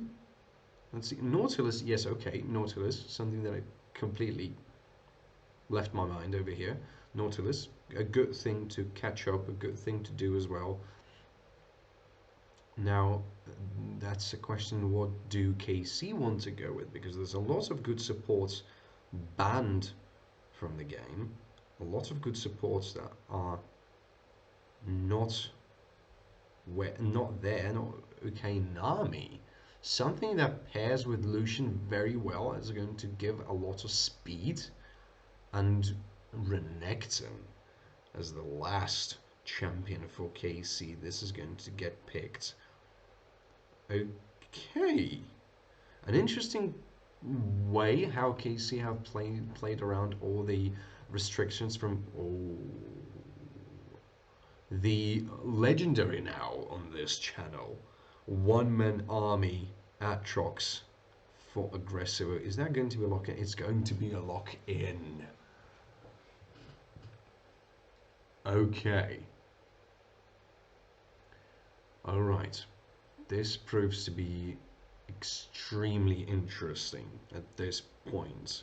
So yes, we have Xmati on Lucian, but we also have Woolite on Tristana, something that both AD carries found a lot of success with. Now Seiken is the one to play Twisted Fate, but Certus answered it with a way to take Destiny in his own hands, so that gives a lot of roam 2, gives a lot of tankiness and a lot of AP damage. Since Allen to Jarvan, the fourth seems to be like one of the easiest, or not the easiest, but like one of the obvious choices you can go for, and top lane is just about fighting, just about constant bloodshed around the lane. It proves to be, well, it most likely is going to prove to be like a very heavy fighting lane. Now, I always say that KC are the one to go for the team fighting composition, as Misfits are doing macro and team fighting in a way, but macro probably more balanced, let's say, team composition. And will this time around with Seiken onto Twisted Fate, with Nami and Lucian giving a lot of speed, and Jarvan who's able to jump around.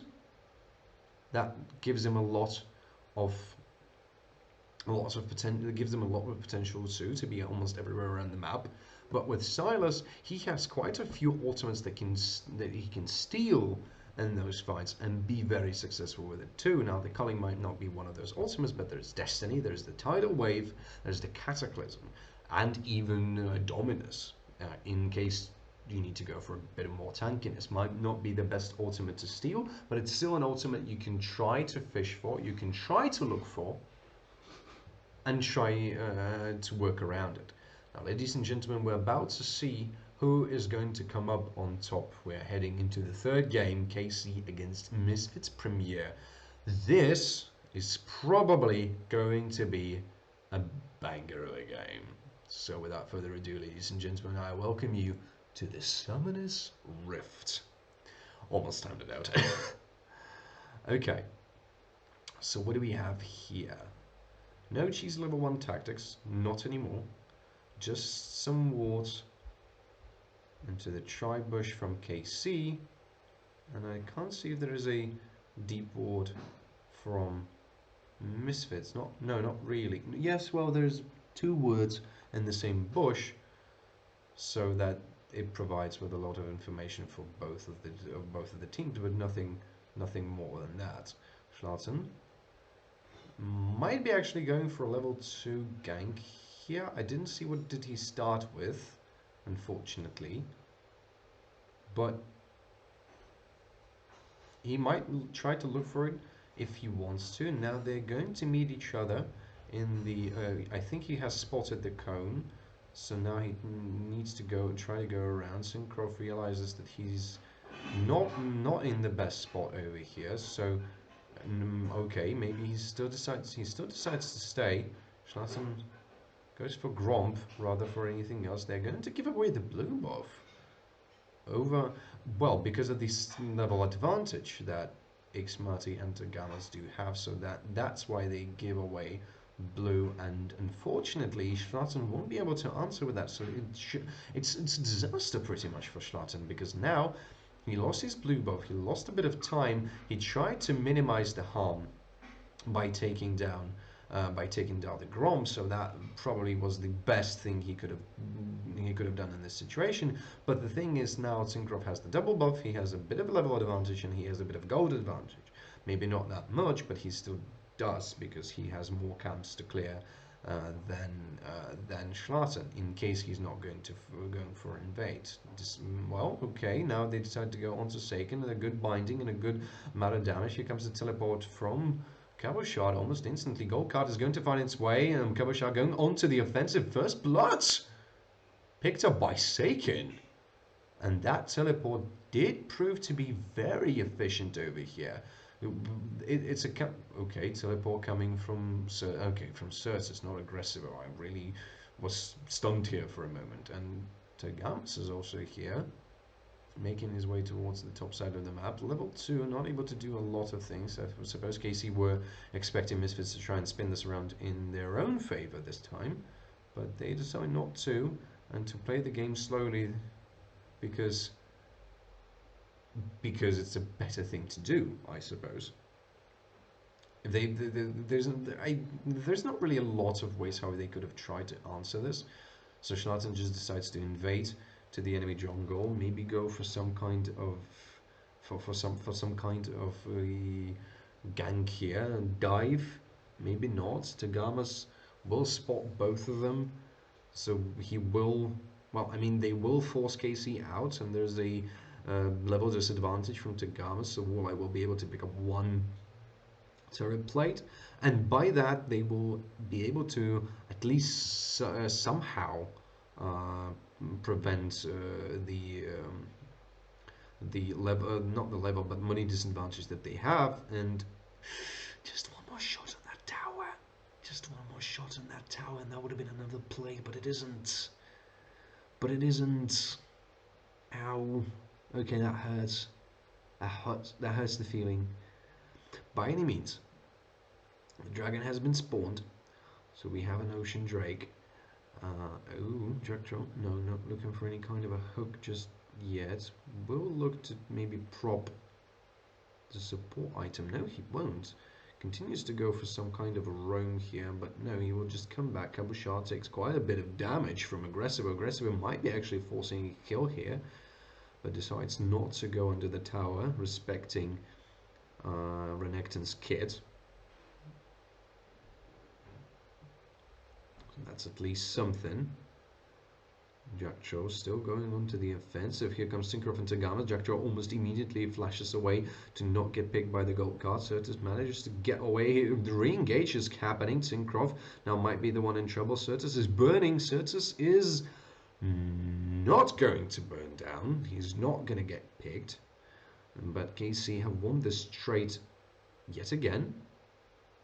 Okay, Certus decides to stay a little bit. Jackdaw not able to hook anybody, because there's way too many minions in here. Destiny is available, so if they want to try and spin this around, they are able to. And the invade of the jungle now happening. Woolite might be the one in trouble. It's level 5. Here comes Destiny, the one we've just talked about. Gold card onto Woolite, but he's going to cleanse it just almost instantly. And now Misfits are the one into the pursuit. Here comes Aggressive. Even Syncroft gets away with his dash.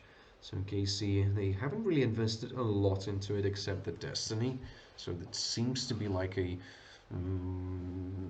good situation for them. So it as well take care, or try to take care of Cabochard at the top side. He will get one turret play. Cabochard already has level 6. Here comes Teleport and a good start. Dominus has been propped. Certus is a very bad in here. Saken with the gold card hits the target. Dominus now onto Certus as well. Saken is the one to tank it, but he will take the kill to himself. At least is able to spin this around despite all the problems that there have been. And now here comes the dominance that we've been talking about in the draft, at the draft point of the game. So yes, it might be not the most efficient of the ultimates that you can steal in case of oh, Jack Troll. Maybe now we want, no, gets away with a hook. But yes, it might be not the best ultimate to take away when you have Destiny, when you have the Tidal Wave and everything else. But still, if there's a situation just like that when you're stuck underneath a tower and you can't do anything except try to fight and try to minimize the collateral damage that your death is going to bring, you can steal that dominance away and become at least a little bit more powerful and a little bit more tankier than you are already. So it's not exactly the worst ultimate to try and steal, especially in these clutch moment situations. Let's put it this way. Now the Herald has been spawned, so there's another neutral objective on the map that you can fight for, because Schlatten has been very efficient and have taken the Ocean Drake in his own possession, or the position of his team really, and the gold is dead even, so it seems like the game starts to spin around towards the way as it did in the first game of this series. Misfits not able to take the earliest of the leads, and it just seems so that that might not be the best moment for KC. I think I've lost my thought over here. I'm sorry, but now Misfits Premier started to work on this Herald Jack Troll. Hextech Flash is not going to find anybody, but they have managed to force them away from the turret. Will light. The Ignite is not going to do a lot of damage. Destiny now being propped. It's a question if they want to use it or not. Yes, they do. Herald has been taken by Misfit Premier, but Cabochard is going in. Schlatten's relatively low right now, but the fight still continues. Cabochard is now dead, but the Tidal Wave is going to do quite a lot. Jack Troll now being immobilized by the Cataclysm, and he's dead, but Syncroft gets away with a brilliant knocker, but the Flash and the Binding will provide Misfits with yet another kill. Now Xmati might be the one to be stuck in here, because he tried to chase down Warlight. Now Xmati is a bit in a problem here. Is the execution all right? That's the biggest question. Boom, and yes, the execution means the kill wasn't handed to anybody on the Misfits Premier team. Seems to be pretty much alright. Not the worst situation to be in, but KC didn't really find a lot of success in that fight, as they could have, because most of the times when we had a fight for Herald, it didn't really turn out well for KC. Now it's not exactly the best. Still, the gold is relatively even. Misfits are in the lead just a little bit, but minding you, they're still sitting on a potential, let's say, 1,000-ish gold lead with that Herald, with few turret plates that they can pick up, with the first tower that they can pick up as well. That leads us to believe that they still have somewhat of a 1,000 gold still in their back pocket, just waiting to be used and waiting to be realized on the maps. But it's a question, where do you want to drop it?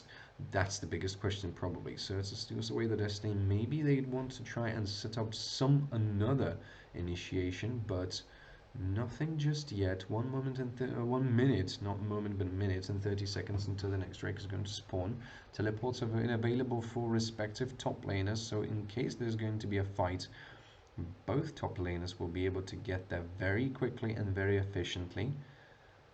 Now both teams are slowly stacking up on the ooh, that was a very long range hook from Jack Troll, but instant teleport coming from top. Cabochard is already here, tries to get into the fire. Jack Troll flashes over the wall. Schlatten might be in trouble just a little bit. Even the Crashing Guard not going to save him from the Cataclysm, and now it seems to be like a disastrous fight for Misfits. Triple kill. Oh, Xmati now getting caught. Aggressive is over here. Buster shot is going to take Xmati down. At least somewhat of a good kill that they have managed to find. Now it's not 3-1, but 3-4-2. And the gold was donated to Woolite, so that means he will get his first kill and slight gold lead, and he will be even able to continue the push on the bot side tower.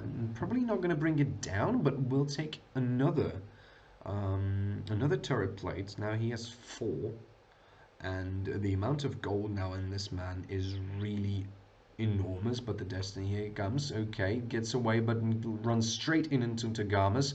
The cleanse was used, but he's not yet dead. Certus uses his teleport, and with the arrival of okay, binding onto Sake, and here comes the gold card as well. Hooker's gonna go around the wild, and a lot of damage coming from Xmati, but nobody will be killed just yet. Gamashard continues to push on the top side of the map, adding some pressure, and the dragon will be started. But is it the wisest of the choices if you don't have your AD carry around? That's the biggest question. Maybe they want to try and drop the hero first and then go for that Drake, but it might get stolen by KC in the meantime. Gold card. Yes, we'll find Schlatten, and here comes Kabushad and Sikrov. A lot of knockups, and here he goes out of the rift. Tidal Wave is going to hit a few targets, but it's not going to save Jackcho from his inevitable demise, and that's 2 kills for KC as they bounce back in the game with all the confidence they can possibly find. As the dragon is going to be started, and Infernal Drake will fall into the hands of Dominus being propped by Kabushad, and Teleport coming as well. Twisted Fate will be able to join the fray. Gold card has been taken, and with the flash it will connect, and the Immobilize will connect to Aggressive. Still runs for the turret, manages to escape, but a flash and stun from Kabushad will seal the deal, and he will take yet another kill for himself, as the Drake was slain by KC, and it just seems like Misfits are not... double knockup. Certus heals himself back just a little bit. Well, not a little bit, but quite a lot. Jackdaw here comes with a good binding and the depth charge, and the shutdown will be provided to Certus, as he has quite a lot of money as well. So it seems just perfectly... well, not perfectly alright, but the gold is dead even, so even despite KC being able to find a lot of very good team fights around the map, Misfits are able to try and catch their opponents on the good possible realization of their kit. Let's put it this way. That was a very strange way of putting it, but you pretty much got the idea, I suppose. Now, we don't have the Herald anymore, so that means we can't push this sufficiently, but the bot tower has been taken. Hextech Flash, no!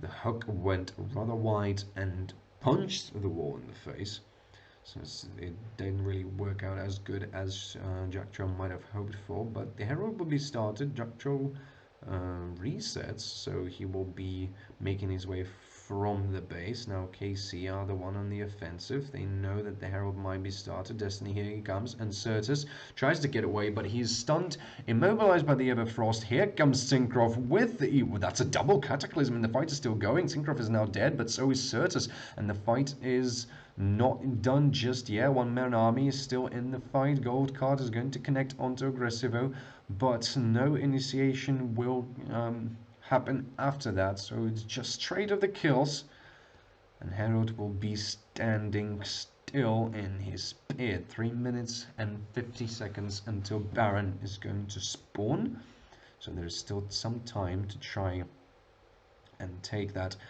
precious Herald. Yet another turret is going to be brought down. This is the power of Tristana for you, because she's able to bring so much to the board, especially with her opportunity to push. Now the Heralds is going to be started by Misfits Premier yet again. Now they will be able to do that without any kind of trouble. KC have moved all of their attention to the bot side of the map. Everybody is pretty much there. Certus might be in trouble because Nami is looking for for a flanking maneuver. And it seems like Certus recognizes this potential. And here comes the heel, gold card not connected. Certus will get away out of the harm's way. As the top side is continually pushing, here comes the Herald, forcing KC actually to retreat. And even though Seiken will take down the turret on the top will also be brought down. Now there is no more turrets except the inhibitor ones, and the mid lane turret will be brought down too.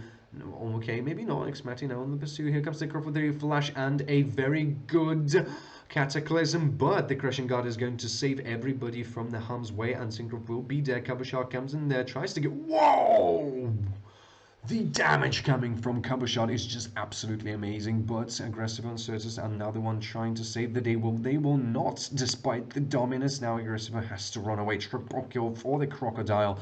Flashes from the bubble, meaning that he is quite safe between the two towers. Cabochard single-handedly winning that team fight, pretty much.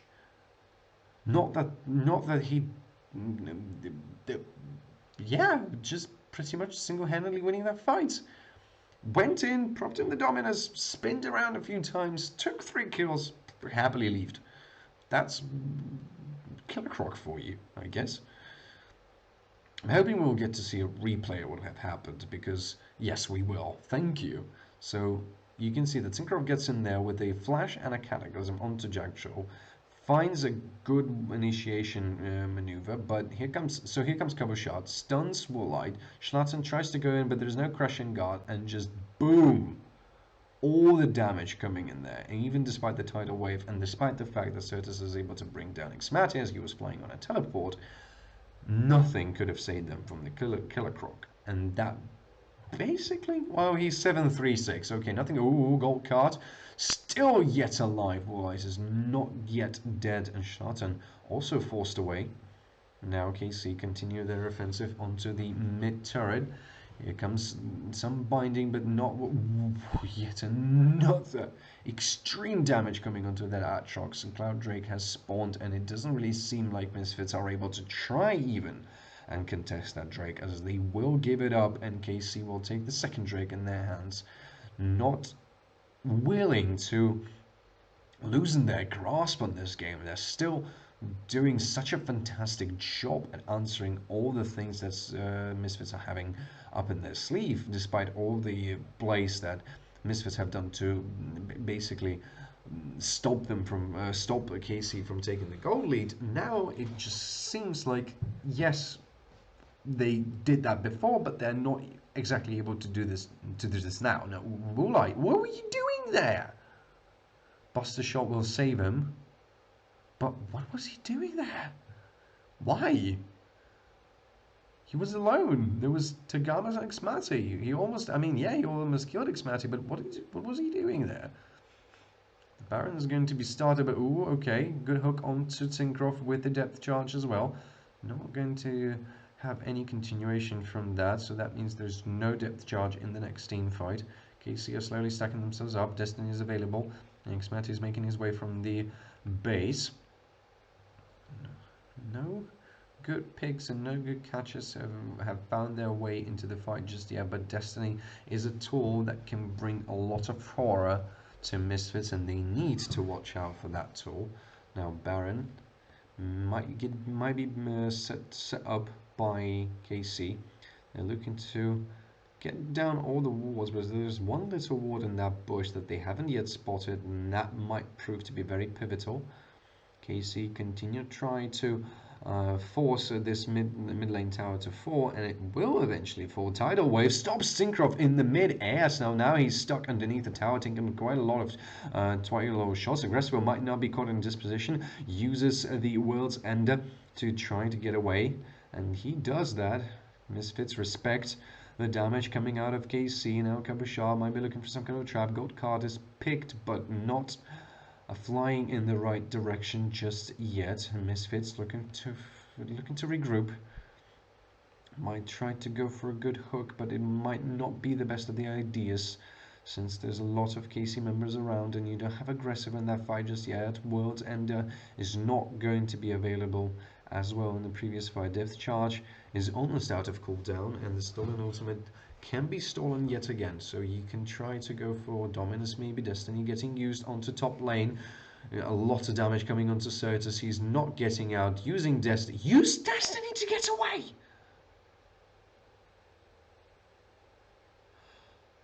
Okay, but there's an opportunity for KC to maybe start. No, they can't start Baron because Xmati is at the bot side. I'm still a bit way too amazed by the fact that he got away with that Destiny teleport. It's like last second clutch from him getting away. That's yeah, that's very good. That's very good. Anyway, coming back to the game. Baron has been denied, but there's 1 minute and 35 seconds until the Drake is going to spawn. If Gacy are going to take it, that means they will have the soul point, which is something you don't really want to give, especially thinking about the team composition that KC do momentarily have. Now you also need to try and work around the Killer Croc. It brings a lot of damage to the board, it brings a lot of healing to the board, and you can see that there's only 2 grievous wounds.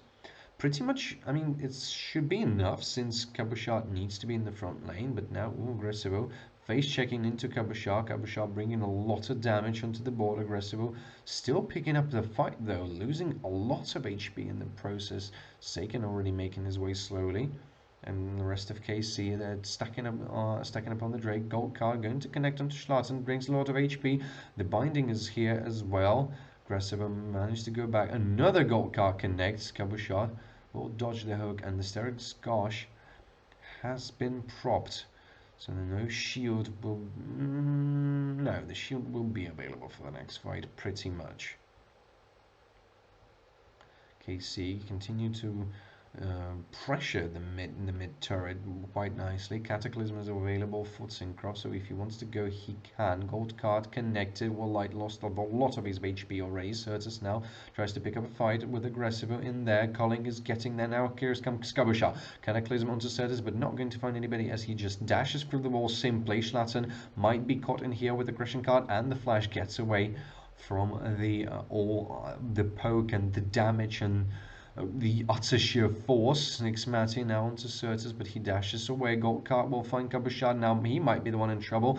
The Warzende has been propped, but still nobody is yet dead. The fight still continues, but nobody is just yet dead. Syncroft has started the Drake, meaning that Misfits Premier are not able to contest it, and Schlatten is at the top side of the enemy jungle trying to stop and prevent Syncroft or anybody at this point basically to farm Warlight. Gold cards is picked but not used, and Schlatten might be caught in a little bit of a misposition here. No, as both members of KC just decide to go back and nothing else. He cleared he cleared the Groms, but wolves are going to spawn right now, so it not exactly the best. I would say, but still at least something. Destiny, okay, onto Warlight, might be in trouble. Gold card and uses the cleanse, but gets us on a sliver of HP. Double flash coming from both Warlight and Seiken. Now Schlatten might be the one in trouble, but the cards are not going to bring down the warrior, so he still stands. Warlight is forced to get away. Flashes have been burned, so was Destiny, but Seiken has an opportunity to trade, quote unquote, his summoner spells. Misfits and KC having a bit of a stare down. Now Aggressivo is in a big trouble, and he's already out. Jackjaw caught in the Cataclysm. Tidal Wave coming onto Warlight. Certus is also getting caught in here. Cabochard, the Killer Croc, and despite Certus going golden, he will not get away. Cabochard destroying Warlight single-handedly, and that what he will do. Take him down. Schlatten is the only person who's still alive, as KC are looking to seal the deal and go for that Baron at this point. Yes.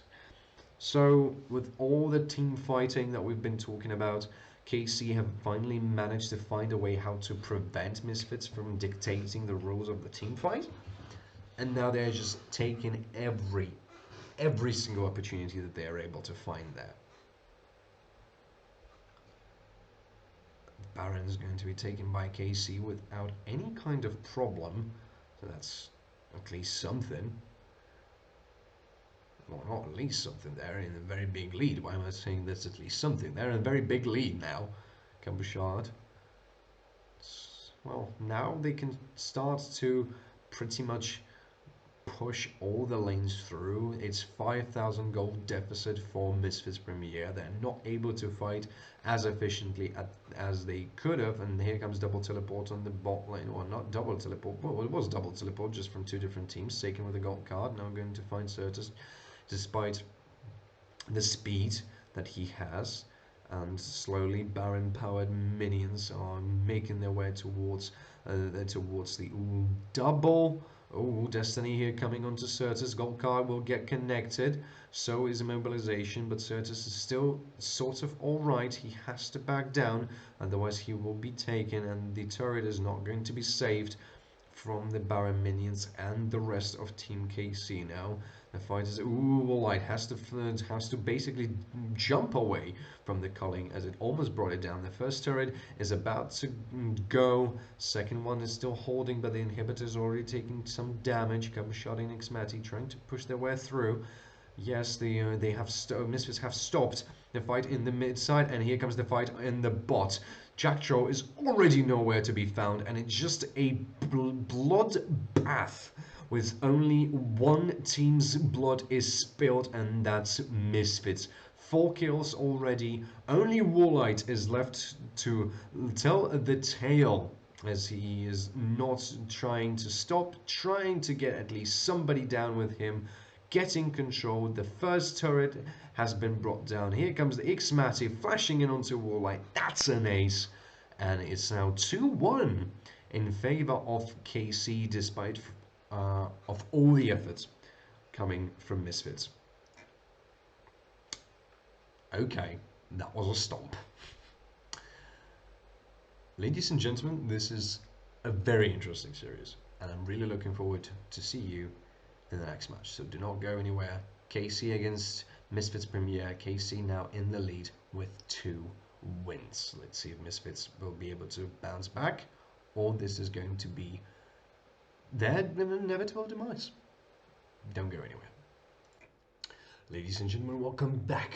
This is the 4th now game of Misfits against KC, the Grand Finals. We are facing a very important moment, since it is a match point. KC are now in the lead as they have taken a very dominant victory in the previous game. So let's see how the next game is about to play out.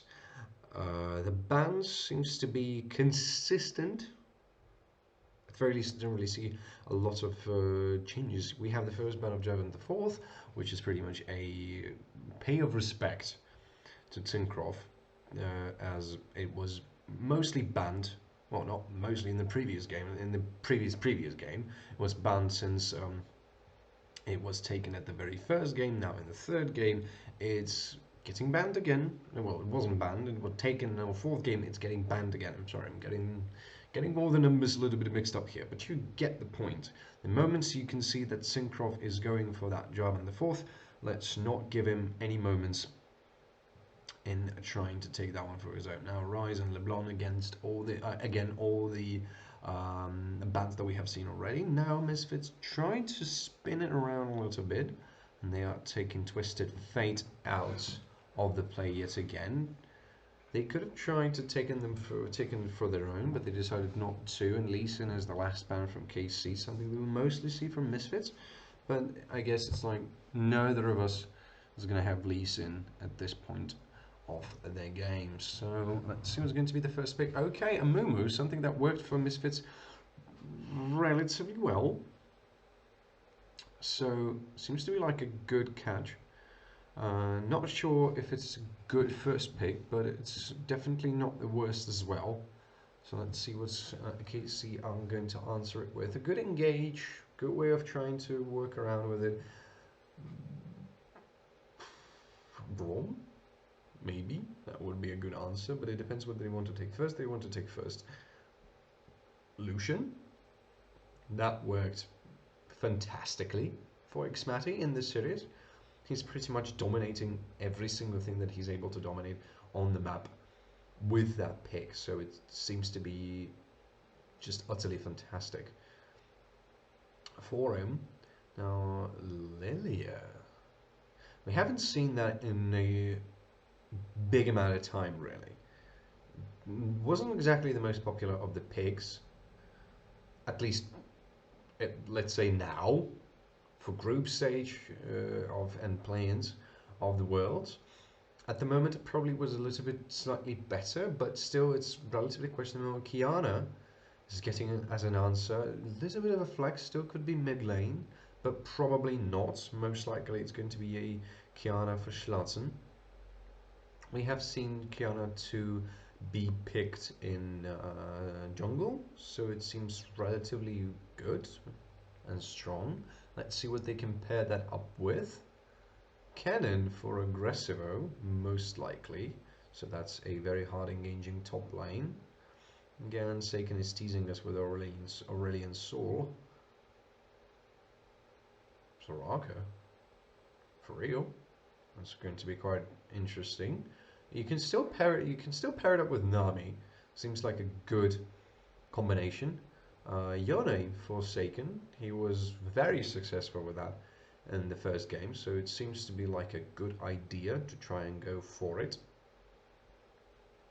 Now we don't, or it might be a Yone for Cubshot, trying to mirror the picks in a way at the very least for both of the teams, so it's a little bit up for debate, but I'm pretty certain that it's going to be Yone's Seiken, not anybody else.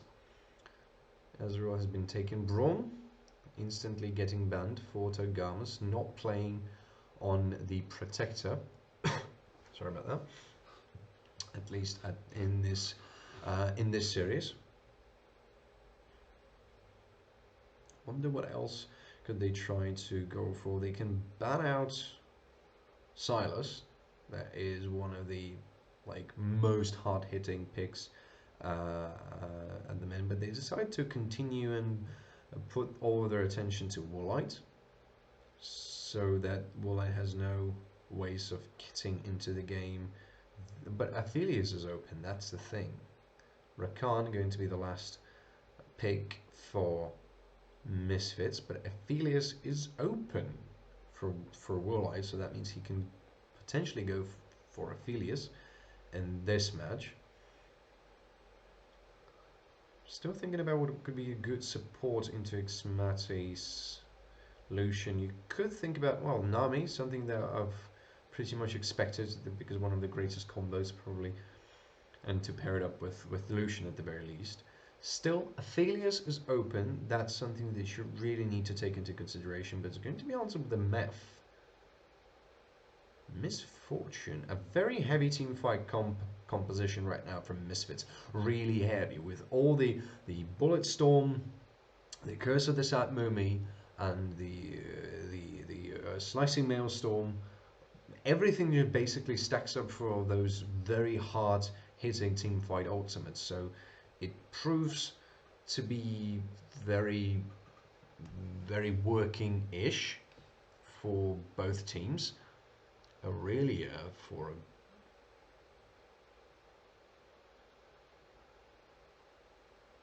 okay, a very emotional reaction from Jack Troll got me very confused over here because he was almost screaming at somebody. So that's an Aurelia. So now I would say that this is both like flexes. I can go both mid and top. Now KC are looking for their top laner. Their top laner is going to be Sign. So what are we picking that Sign in? It's going to be an Aurelia for... No, it's not going to be Aurelia for Aggressivo. It's going to be an Aurelia for Certus against Yone. Okay, so... Okay. Okay. This is looking to be extremely interesting because Aurelia goes well into Yone, and it's another hyper carry team fighter that can be pretty much devastating to the enemy team. Now, there's a bit of a lot of ways to shut down Aurelia in those team fights from KC, so that's a bit of a question. How do you want to, spin it around and try to make it all working, at least in a way? So that brings up the question, where do you want your emphasis to be as you are KC? Because you have a lot of team fight potential as well with the Lullaby, with the Sealed Fate, with the Pain Train, with the Tidal Wave, with the Culling. There's a lot of ways to instantly delete somebody from the fight. There's a lot of burst damage coming from both Lucian and Yone. But in the same moment, there's a lot of team fighting potential coming from coming from Misfits. So with that being said, is it really a wise choice to try and pick up a fight or not? I don't know. We are about to find out, ladies and gentlemen. Welcome to the Summoner's Rift. Ladies and gentlemen, welcome to the Summoner's Rift.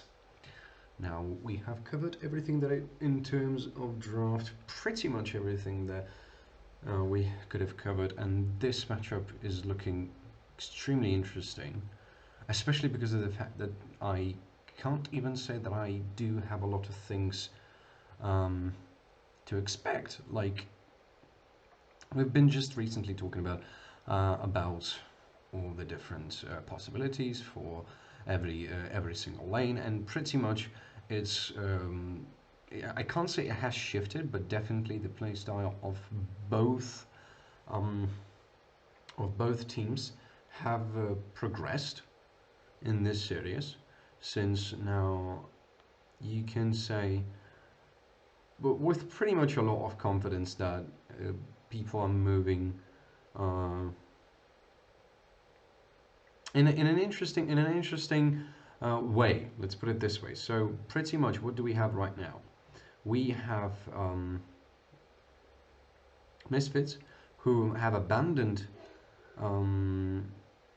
their first, let's say, their first primarily target of trying to go for the macro place and things like that, and now they are all into team fighting, basically.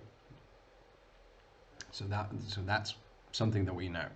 Now, KC, they are looking to try and go even harder on the team fighting compositions, but through those team fighting compositions, they want to look for their ways to influence the map and bring the control over the map into their own hands. And with that all things said and considered, it brings us to a very interesting moment when both of the teams are facing this rather huge moment for all of them, where in the meantime, as I was speaking, Schlatzen with a very aggressive flash onto Tagamas. Tagamas first blood. Jackcho goes on, might be in a bit of a trouble now. Tincroft with the flash of his own. That's a cleanse onto Woolite. Woolite tries to get away. Jackcho might be now the one in trouble. Yes, he is. And straight off the kills on support at the bot side of the map. And just as I was speaking, you can even see it over here. Pretty much both of the teams going extremely offensive on towards each other, looking to try and punish each other for every single smaller or bigger mistake that they make around the map. And for Certus, I thought that Schlatzen might be able to catch Saken, but he manages to escape on his on the shadow that he has. Light takes quite a bit of damage. The Gamas is already here, but he's level 2, so is Jacktro though, so that might be not the worst of moments. Bot lane continues to just trade with one another a little bit. And just as we were speaking, so pretty much both of the teams are looking to beat each other to death, beat each other to the ground, and we need to pay attention a lot to the way that everybody's about. Ooh, Jack Troll making a very interesting call here and finding Tagamas in the bush with the second binding as well. Tagamas has the flash available, he uses the flash, and they force him to be without the summon. Well, he still has the ignite available for him, but doesn't have the flash anymore, so nobody on the bot lane has the flash. But still, as I was saying, pretty much we now see that both of the teams sort of evolved into a little bit of a different perspective at this point, and the point is that they're looking to have as much of a beneficial team fight as they're probably capable of, and that pays off to the playstyle of both of the teams really. Jack Troll is going to be spotted here on a little plant. Now we see that, interestingly enough, the voting has shifted a little bit. Now people believe much more into Misfits getting the win. No big play is going to happen around the mid lane this time around. So yes, as I was saying, it's pretty much of a interesting moment, an interesting position in which you could say that both teams are looking to see where is the other one going to make a mistake, and through that they are trying to find their way to get into those team fights. This is going to be a little bit a more interesting. Ooh, Dragon's been already taken by Synchro, takes quite a lot of damage, but Schlatten is nowhere to be seen, so it seems like a safe and fair deal for them. And as I just said, it seems like this fourth and maybe fifth game, if we go into it, because that's a match point for KC, it almost seems like now it's more about trying to push each other to the limit, basically. So let's see where will it bring both of the teams respectively, because for now it seems that KC are having the upper hand since they have scored 2 games. But on the other hand, we have seen Misfits to bounce back from their previous loss, and if they do bounce back right now, that will only mean that they will be going to the 5th game. They will be forcing KC to go for the 5th game. Now, with that being said, Seiken gets a very good trade onto Certus here. Jack Troll was spotting a ward, so he's in a relatively safe position. Now Schlatter and Syncrof are actually standing there, so it seems to be quite interesting. But yes, so it seems like if they will force a game 5, I wonder where that game 5 will bring us. Now Jack Troll might be actually in a bit of a trouble. He gets the slow, he gets the knock-up as well. Nothing's about to happen just yet, though. Both of the teams are looking relatively strong, but Woolite, I'm sorry. Woolite might be in a bit of a trouble. Nothing happens, though, just yet. Oh, Schlatzen with a very aggressive going forward. Blink and you miss it! I've stopped there just for a second and already Seiken was nowhere to be found because of the Elemental Wrath and just the utter speed with which both Aurelia and Schlatzen have put themselves to take down Seiken, though I have a feeling that Certus didn't even get the... Oh, he's asleep now, and that's a teleport coming from Seiken, a premature stun, meaning nobody's going to cast there, and Certus getting caught with the Sealed Fate, and he is dead. An instant answer coming from KC, and this is something that I've just said. Both of the teams are interested to put each other to their very limit, and it pays off so heavily right now, because you can see that, yes, they're finding a good pick, but now we will find one instead. Yes, they have managed to take a kill on the mid lane. We will answer with a kill on the mid lane of our own, and this is pretty much the way how I expect this game to go down. And if there's going to be a 5th game, I pretty much expect the 5th game to go the very same way. So that probably, in a way, seals the way how both of the games and both drafts are going to be conducted in case there's going to be the 5th game. Herald is now being taken by Schlatten, meaning that if they want to try and get themselves a little bit more ahead in terms of gold, they are more than welcomed right now to do so. Certus might be in trouble. Recognizes the danger and gets away. There's no lullaby now for Syncross, so he can't really do that much at this exact moment. Good trading here from Certus, but Herald has already been taken by Schlatter, meaning that he is pretty much in the save zone. And Xmati now going, ooh, Pain Train going on to Aggressive. Aggressive flashes away. That's a big knock-up from the Flash as well, and the culling will bring down the little Yordle, and this kill goes to Xmati. Sounds to be a very big threat. Seiken dodges the stun, so he pretty much wins this trade all around. It's 2-3, and KC seem to be very good at catching up with the whole speed. Mid lane might be in a bit of a trouble if Certus re-engage, well, not re-engages, but reassures himself just a little bit more. Not getting by the stun yet again. He didn't hit at the target too, so there's going to be no lullaby on Certus, at least right now. Slowly but surely we are continuing in this game. It just seems right now that Seiken getting very aggressive with Aurelia, but Aurelia answering with the aggressiveness of her own onto Seiken. Okay, here comes Schlarzen running in forwards. Seiken gets the instant pause from the seal phase. I don't really know what have happened. I really wonder, but that is a very, very convenient moment for a pause here, as Seiken, well, he wasn't exactly in trouble because, as you can see, Tagamas is already there.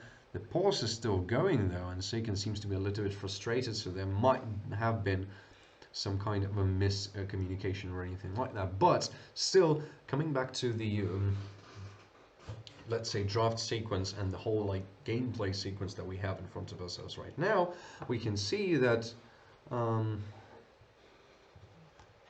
it's pretty much the way how probably you would expect the thing to happen. So basically both of the teams are trying to push each other to this moment when they will be out of their comfort zone, and it seems like KC are doing a little bit of a better job at it than Misfits, although Misfits were able to find a very good victory 2 games ago. Now KC seem to be in the lead and they're on the match point, so momentarily Misfits don't have an opportunity to make a mistake. If they do make a mistake, that means they are not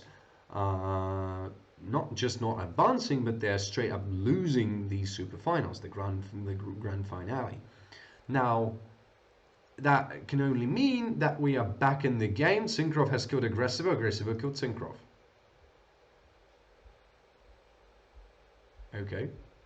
Now that would only... Ooh, Seiken now might be the one in trouble. A lot of damage coming from Certus. Kiana just instantly deletes Tagamas from the Rift. Seiken is such an low HP cover shot. Also getting killed at the bot side of the map. It seems like the pause really shifted the things into Misfits' favor right here. Or a lot of action was missed by us. Now, a lot of turret plates coming over to Certus. That means he will be much more powerful than he is momentarily, because he didn't really grab that kill, nor even grab the assist. Okay, teleport coming in from Cyan. I suppose the Pain Train is incoming. Yes, it is. Right onto Certus. He has nowhere to go.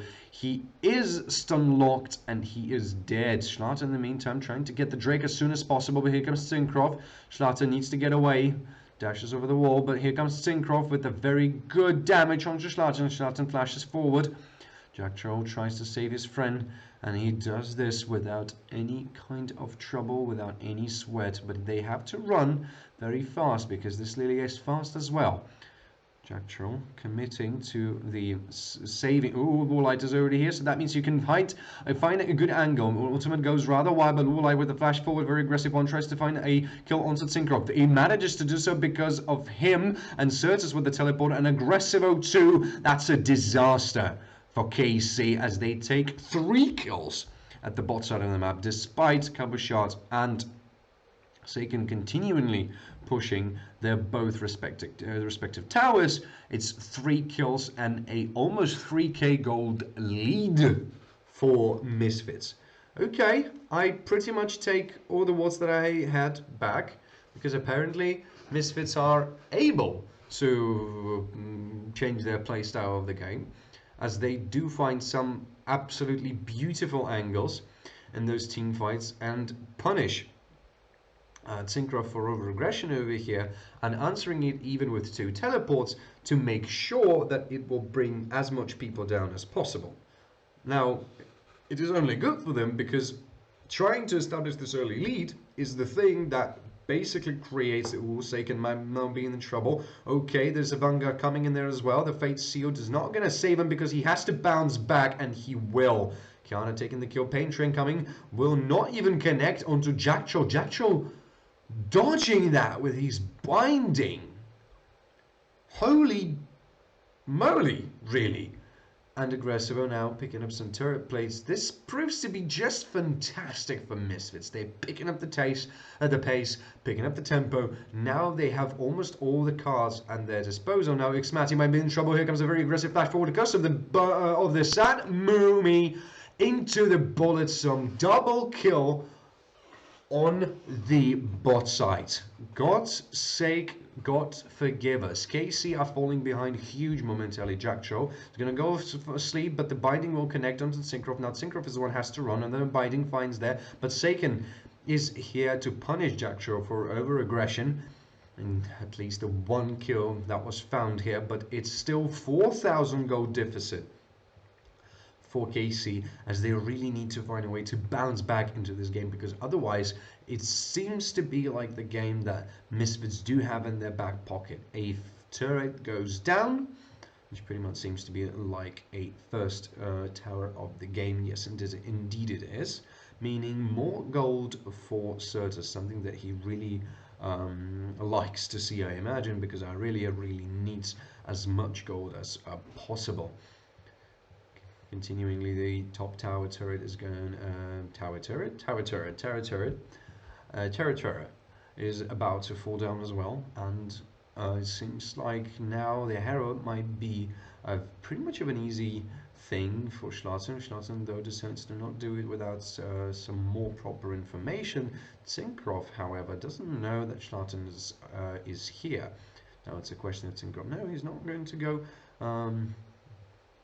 more in there, since he doesn't have his red buff, nor does he has his golems, meaning that he's pretty much in a normal point. But because of the fact that now Schlatten has this information that Zinkrov didn't go anywhere near the topside jungle, Misfits can go for this Herald and potentially push even further into Jackcho now finding a very good angle. Whoa, okay, that's some style points over here, pretty much.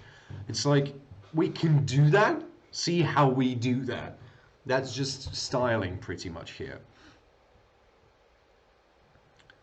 But Herald has been taken by Misfits, meaning that if they want to bring down more towers, they are fully capable of doing so. They have 3 towers down already.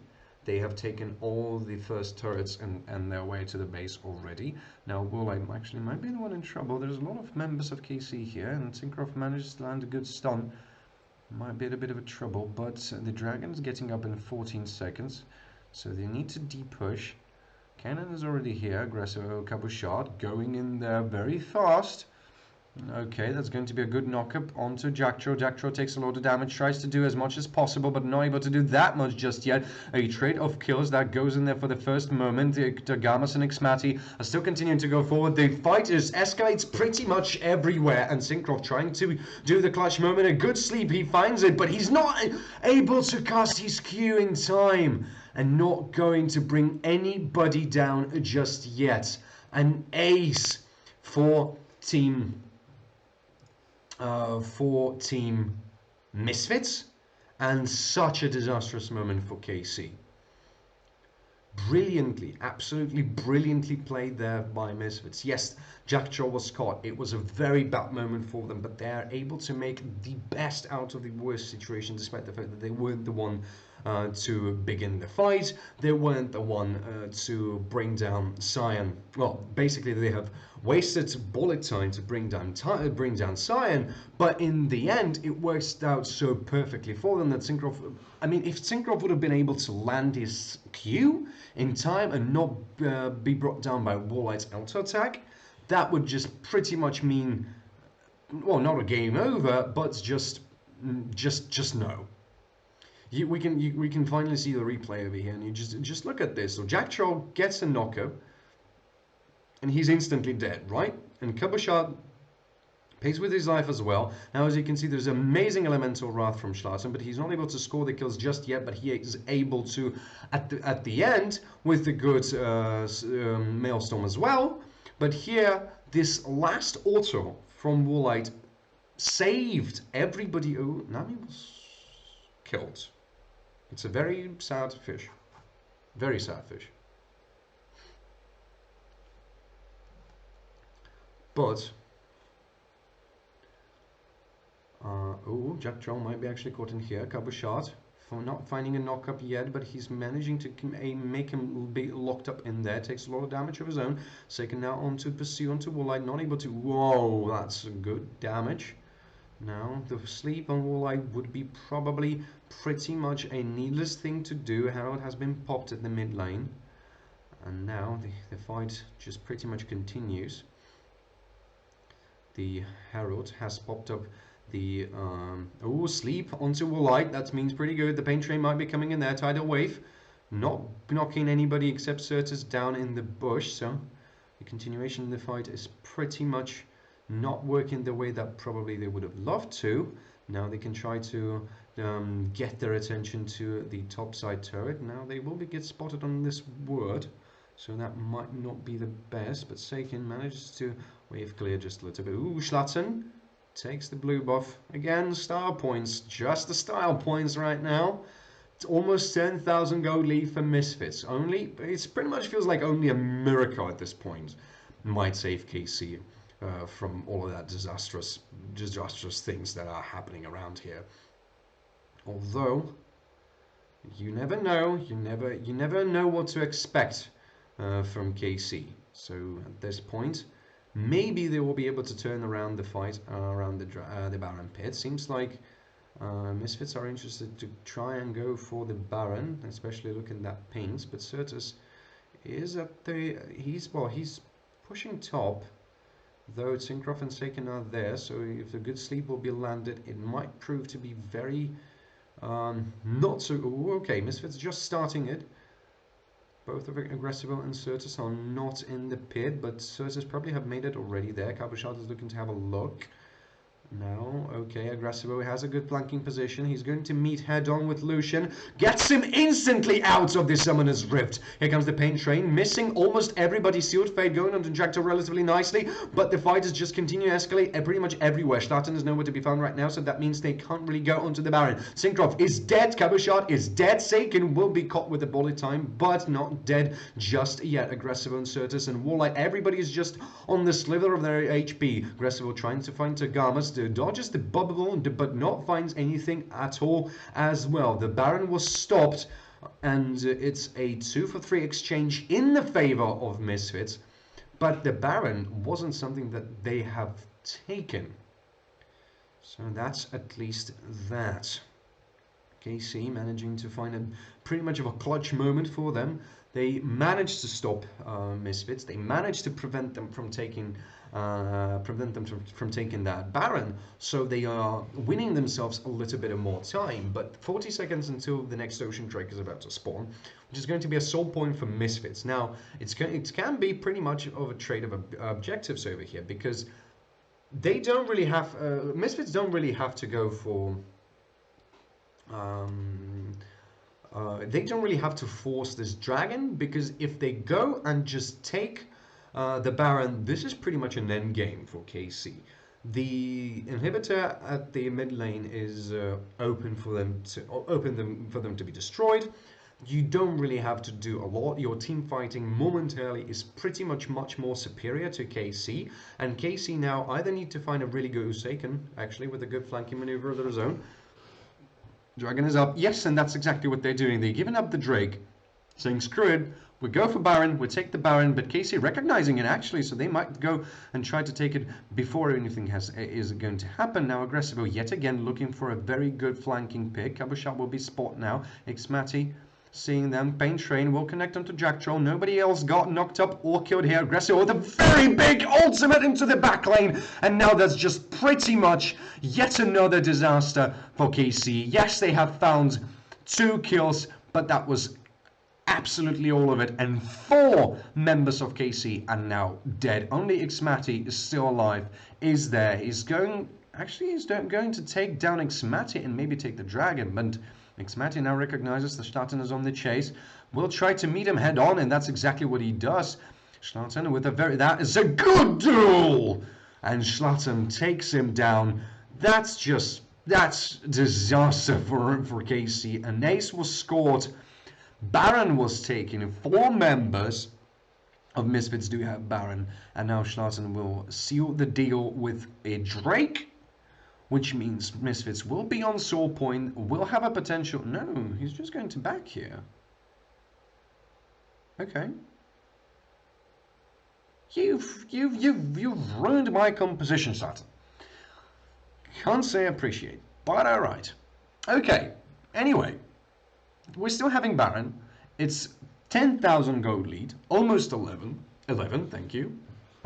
The dragon has now finally been taken, and it just seems so that KC need to try to withhold the siege if they want to try to bounce in the next game. So their win condition is approximately 10 to 12 minutes away from them. Well, 10 pretty much. Well, 10 to 12, let's put it this way, because they need to wait for the next dragon to be taken. They need to give that dragon to Misfits and try to wait for the Elder Drake. With that in their hands, they may try to go for a very good blasting team fight and maybe even rotate the game into their own favor. But the problem is that it means that you're giving 10 more minutes to your opponent to bring themselves even more up, even more fed, and even more capable of fighting you head on. Now, it doesn't really seem to be like the good idea. Now the siege is about to begin. The bottom lane tower taking a lot of damage from that powered up 1 minion, but 1 minion is apparently an army. Taking a lot of damage here, and also the inhibitor is slowly getting pushed. The Woolite takes a lot of damage. That's actually maybe even a kill. Yes, it is double kill. Now KC might going for a little bit of a different adventure right now. Certus trying to get the game in his own hands, but he was asleep and he can't really go anywhere further. But Schlatten secures some more kills. Now there's only Seiken not even in the game anymore. Aggressivo and Schlatten, they're still here. They can still fight. They can still push. Schlatten looking at least for some kind of a pick.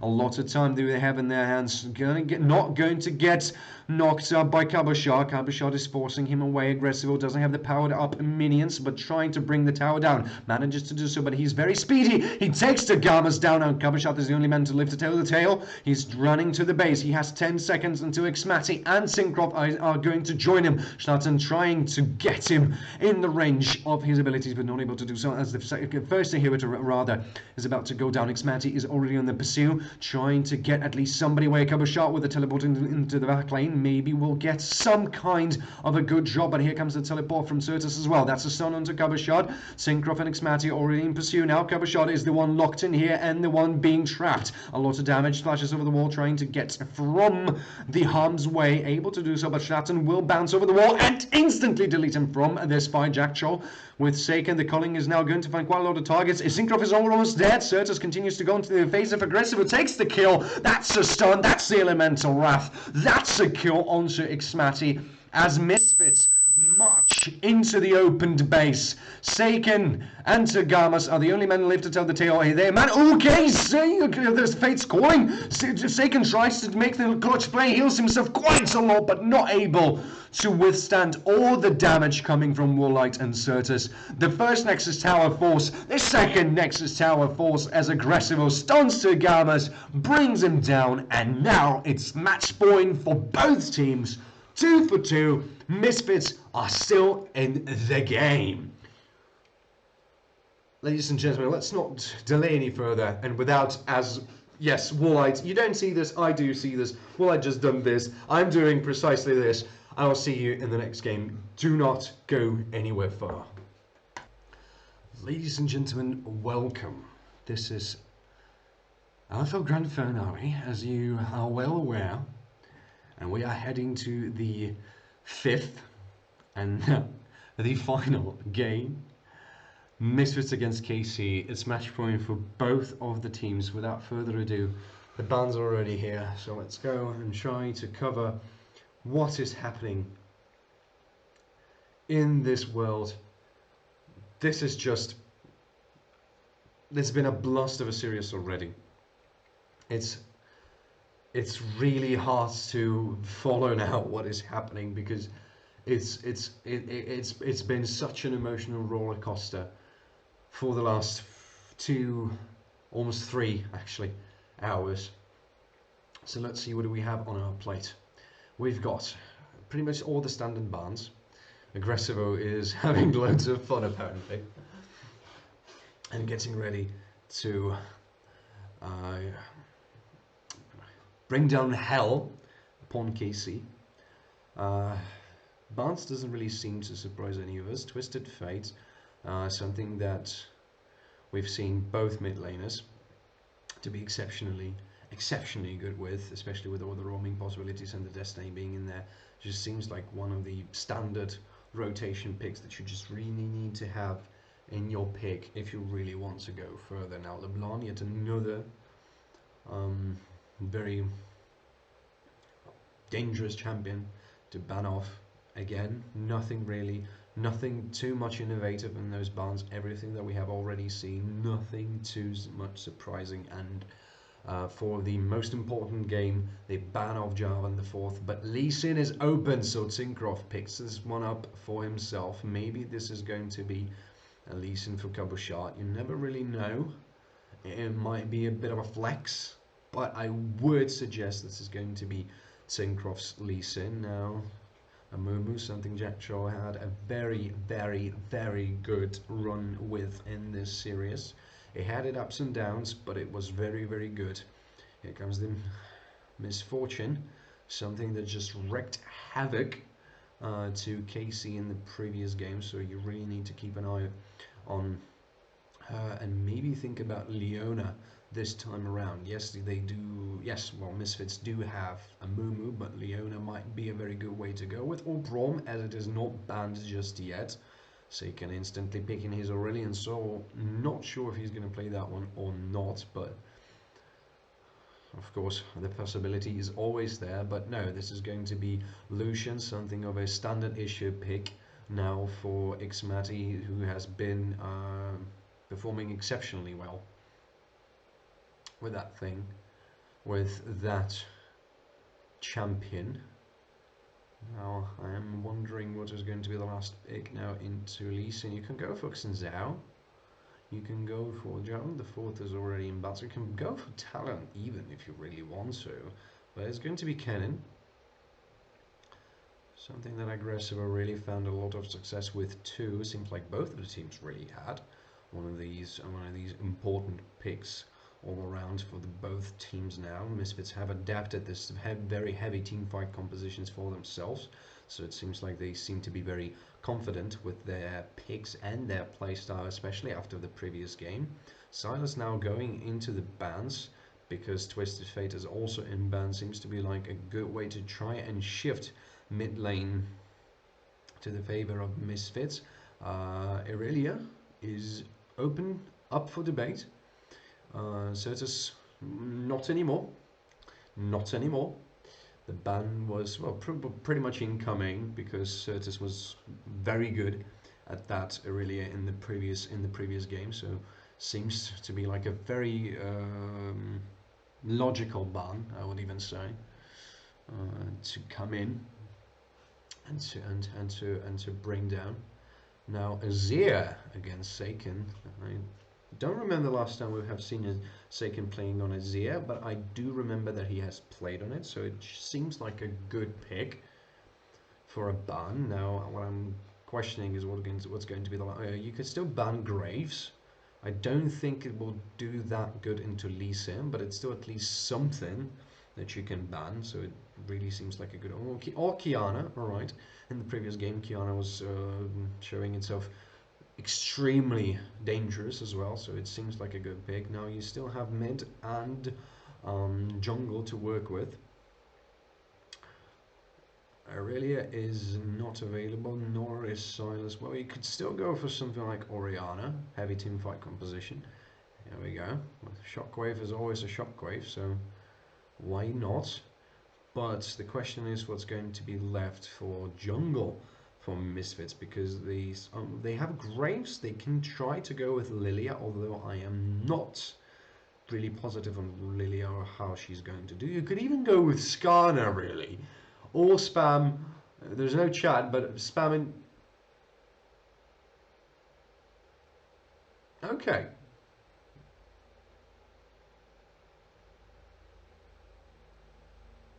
Okay. Right, so it's Yone Forsaken and Xin. Still Xin available. I actually overlooked Xin. And it seems like Lee Sin is going to top for cover shot. Not jungling. Is that so? So that's going to be lock-in, most like no, Olaf. Alright. Olaf for Schlatten. What seems to be like a very interesting setup over here.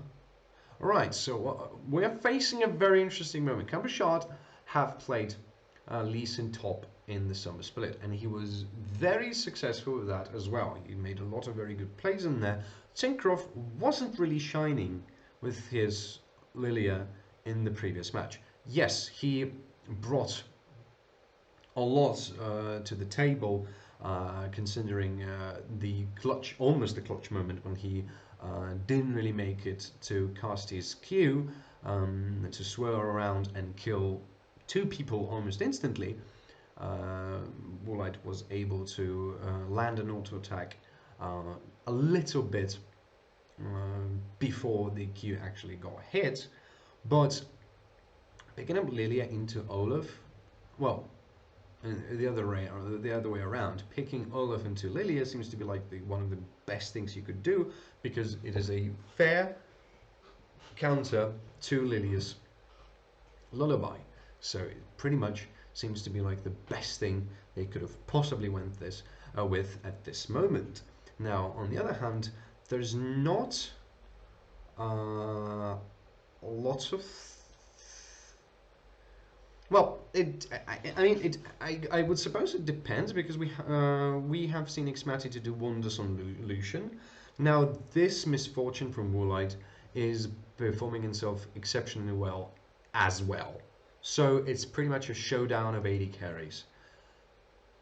Ladies and gentlemen, it has been a blast of a series, and I had an extreme pleasure casting this series. This is Grand Finals of the LFL, Misfits against KC, probably the greatest rivalry of this year that I have witnessed. Welcome to the Summoner's Rift, and let's go for it! Alright, no cheesy level 1 tactics. Pretty much something that you could have expected the teams not to do, since, well, it's too much at stake at this moment. But I'm interested in what are we going to try to work with at this point of the game, since Woolite is running Cleanse, Xmati is running Exhaust, not Cleanse. That's something really to watch out for, because Woolite will have an opportunity to try and walk away from the harm's way in case needed. Now, what I'm interested in is how Misfits do want to spin this around. If they want to spin it around bot lane, if they want to spin it around mid lane, I would suggest that the best idea would be to spin it. Ooh, Jack Troll already going in onto Tagamas. That's a passive going to be procced on Jackdaw, and also an ignite. Here comes an exhaust, but it's going to be cleansed. And the trade didn't really went that well for Jackdaw. A lot of summoners have been burned. You can feel the tension between both teams now getting more and more in there. Now, again, as I was saying, it seems like the best idea to spin this around would be for Misfits to try and work with their bot lane. Now, the only problem, in a way, that we have at this moment is the potential of Syncroft also trying to spin this around through bot lane or work on the mid lane. Now, Seiken might prove to be a very, very big problem since Orianna is not hitting that much as a truck as Yone does. And by all things considered, with the fates, with the sealed fate, he can do as much harm as Orianna can with her shockwave. Now, that's a big question. If KC want to try to spin this around with Seiken at first, or if they also going to try and work with the bot side of their team. It's yet to be determined, I would say. The Scuttle War is about to begin. The first Scuttle Crab was taken at the top side. Schlatten now moving to the mid. So is Tagamas though, so it's not the best of moments. Taken on to Certus. Certus is without mana. Now Schlatten will be caught here by Tagamas, but the rest of the KC are not the KC, but Misfits, I'm sorry, rather, are already here. But they decide to give up on the Scuttle Crab and say, okay, doesn't matter, let's leave it the way it is. Let's give them that Scuttle Crab, and they will be even on farm, and they will both come back. Maybe look for a gank at this point. Now, 50 seconds until the Drake is going to spawn. It's going to be a Mountain Drake, means nobody will get the shield at the end of this game. Well, we might not even get to Soul, so that's also something that you should take into consideration. Top lanes being relatively, or not even relatively dead even in farm. Just overall it seems like both of the teams are going quite even. Everybody still thinks that KC is about to win. Let's see if Misfits can prove them wrong. Tagama's going on to light good damage, and that's E also getting in there. First blood. Jackdaw has no way out. Flashes over the wall, but Xmati has a flash of his own. Double kill for KC. Not able to respond in time, and with help of Syncroft they get it down. Although I still think that the first blood would have been taken even without Syncroft's presence. So yes, you could say that's a bit of an overkill, but it's a deserved overkill in a way, because you don't want Woolite to pop off, and if you have Xmati popping off on that Lucian, that's a lot of damage brought down to the table. Opportunity to control Orianna, to control Misfortune as well. So that's pretty much one of the maybe even win conditions for KC overall. And 2 kills for him means a lot already. Now Seiken, I thought they might be interested to try. Oh, Fate Sealed also available. Now just leveled up. Schlatten going into the enemy jungle, actually a very, very not safe idea, although Syncroft is first going for his wolves, not Grom, so he will not spot him just yet, although Syncroft is slowly making his way here. He will see that the Grom just has been taken just now, and it seems like they want to try and make a play onto Got a shot, but not going to do it, and they're just instead going to throw an axe and have yet another Scuttle Wall. The Drake is already spawned, is already alive and already waiting on the map to be battle taken. Gets him controlled by the Shockwave. Seems to be a little bit premature. Woolite now might be the one in trouble. Still no passive proc on him, so he gets away to safety. Seiken also gets the ways to safety, and it just seems like the nerves is now showing slowly on the both teams. Okay, Cabochard going with a long way engage by the Yordle taxi apparently. I gotta say, I will give this Bolt or Uber, whatever you prefer to use, a 5-star. Seems like Charlton is slowly making his way towards the Drake, but the level advantage on the bot side is quite deep. Here comes the 6th level to Zincroft, meaning that he will have his Lullaby in the case of team fight. The culling will make a lot of damage onto Woolite. Not going to pick anybody just yet, but it seems like Zincroft is looking to try to go for a play. Jack Troll might be just going for a reset over here, might not be, although Certus might now be the one in trouble. Zincroft and Togamas are both there, but none of the team is now yet pulling the trigger. Teleports are available for both of our top laners. Nothing has happened just yet, and the ward is potting Casey's bot lane to roam around the river, basically just having their morning swim. It's only 8 minutes, so I would say it's a morning swim, maybe not. And it seems like KC now are going to get spotted that they're doing this Herald. The rest of Misfits are already here. We might have a fight here. Tagamas is caught in a little bit of a misposition, might be in a bad moment, but KC are still retreating as good as they can. 2000s on that Herald. KC not looking to go back just yet.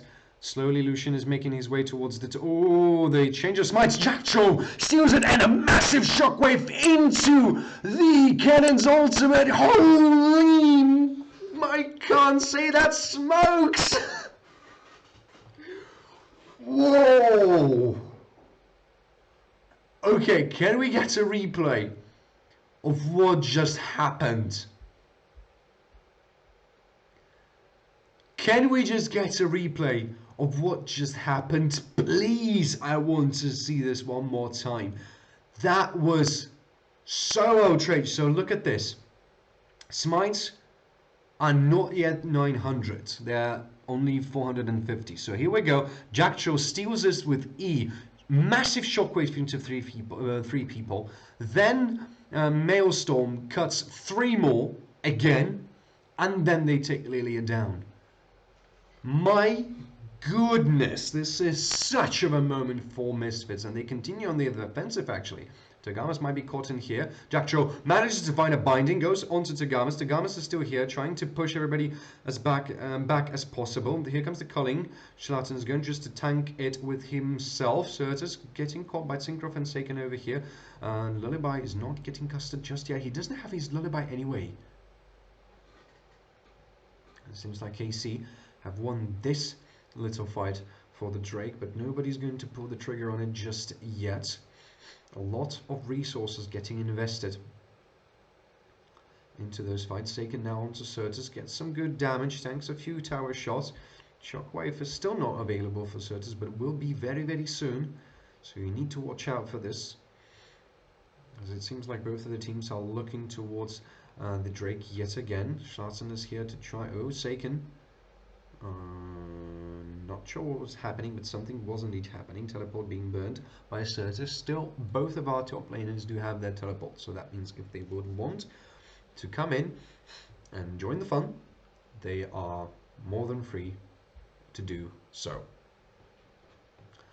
The Drake has been started by them by Schlatten. Mountain Drake is going to be a very good addition to Misfits, especially to withstand all the damage coming from that Lucian and from that not Lilia but Ione. Well, Lilia in a way too. Woolite now might be the one in trouble. Here comes Jackcho with a very clutch moment. Here comes double ultimate, but again getting blocked by Targamas. Now Jackcho was left alone there, but Woolite with a flash forward takes the kill with his bullets. Certus still hanging on, 1 against 2. Saken now goes onto him with a good knockup, finds the some damage here.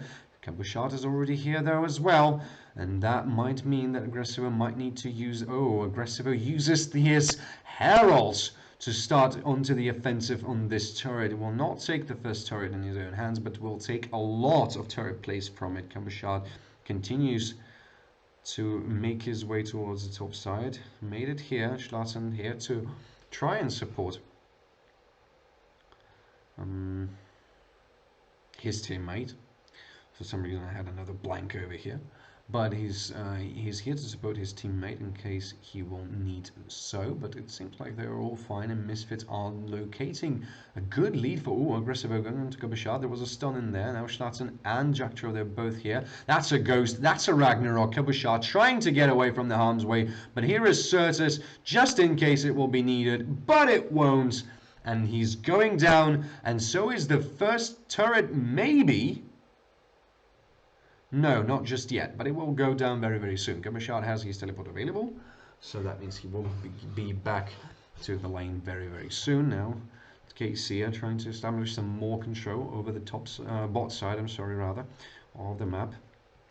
Turret plates are getting donated. Ooh, and here comes the first tower in the meantime. Now, that might be a... Okay, this is a lullaby onto Schlatten, but I have another very huge shockwave coming in there. Sealed Fate onto Schlatten. Schlatten will get killed. The shutdown will be taken, but only one shutdown for so much resources getting invested into it. Not that you do have another big objective to work around with anyway. Seiken now going on to Certus. Certus tries to answer with some, at least, damage that he has. Not a lot though. That's Warlight taking the Gromps. Jaktro going with the Curse of the Sap Momi, and here comes Lilia already dead. Tagama's trying to tank as much as he can. Here comes the culling as well, but in the back lane you have both Certus and Seiken. A lot of damage coming in there. Here's finally we have Aggressiva in the fight as well. Certus picks up Tagamas. Now Seiken is the one stuck with the Ninja Yordle, and he's dead. Kabashard looking for a kill on to Jaktro, finds it, and now he has to run for the hills as much as he can. He will use the Blast Cone to get away, but here comes Schlatten and flash over the wall. An axe and a shuriken will bring the Blind Monk down as Misfits establish even further lead in terms of gold. 4,000 almost. Okay, Tincroft now will get Schlatten in here. That's a very good way to dodge every possible control that is there. Lullaby will not get there just yet, and Schlatten will take the Zhonya's away from his opponent by the cost of his own Ragnarok, and will be forced out of the KC jungle. Now it's almost 4,000 gold lead, as I have stated. Well, KC are very fastly trying to make it to 3,000, and they are able to. Oh, maybe we will have some more fighting actually. Tincroft and Tagamas, and maybe trying to look for something. The blue buff will be stolen. Now everybody's seen there. There's another Herald. 1 HP on that blue bot. Okay, in the meantime, Lilia has flashed. There was a teleport, a Glacial Fissure, knocking 2 opponents down, but Schlatten is still alive. He's not able to live too long, though, and Seiken now going through the enemy backlane, and that's a disaster for KC. Only Aggressiva and Woolite are still alive to try and maybe fight the rest of KC, but here is Kabashar. He's full HP. Aggressiva is having his ultimate, so is, though, Misfortune, and I think KC are recognizing this. They understand that this might be not the best opportunity for them to fight. Certus is only 5 seconds away, and he will use the teleport, and now KC are the one to realize that maybe it's not actually the best way for them to fight, as the teleport is being used on the bot lane, and Certus is able to move himself to the Drake as soon as possible. KC have turned this fight around in a brutal fashion. Now they are doing a very good job at trying to keep up with the pace that Misfits are giving to them. They are still, though, 2,000 gold in the lead. Certus has taken down this bot tower relatively quickly. Seiken is here, though. He might go for a very cheeky way here. Takes a lot of damage from Certus. Trying to go for the pursuit. Manages to get one, actually. Jaktro, in the meantime, is getting absolutely chunked with that culling. Almost dead. Certus as well tries to speed himself up and get away from the fight. Tincroft getting caught with the shockwave with the combination of the bullet time. Kabashar finds a kick, but it's too little, too late. as now a kill was found there. Yes, Jack Tro is dead, but we will take Lilia out of view as well, say Misfits. They take the dragon, they take the kill, they go back happily with a beautifully timed and combined ultimate. And despite of all the efforts that Cabochard did to try and save his teammate, it was a little bit too late. You couldn't do anything else, mate, although you have tried. Maybe if you would have had flash, that would have made a difference, but he did not. Seiken now we'll try to push a little bit further. We'll try to bring down the tower. Maybe we'll be able to do so, but no, Aggressive was already here to answer it. Goes onto the offensive, misses the shuriken, so that might be not the best way, but Seiken takes quite a lot of damage still, heals himself up, and finds a good knockup. That's an ultimate beam popped, but he's still alive! Aggressivo taking the solo kill onto him. Now Schlatten is the one to pursue Cabochard, and he is not going anywhere!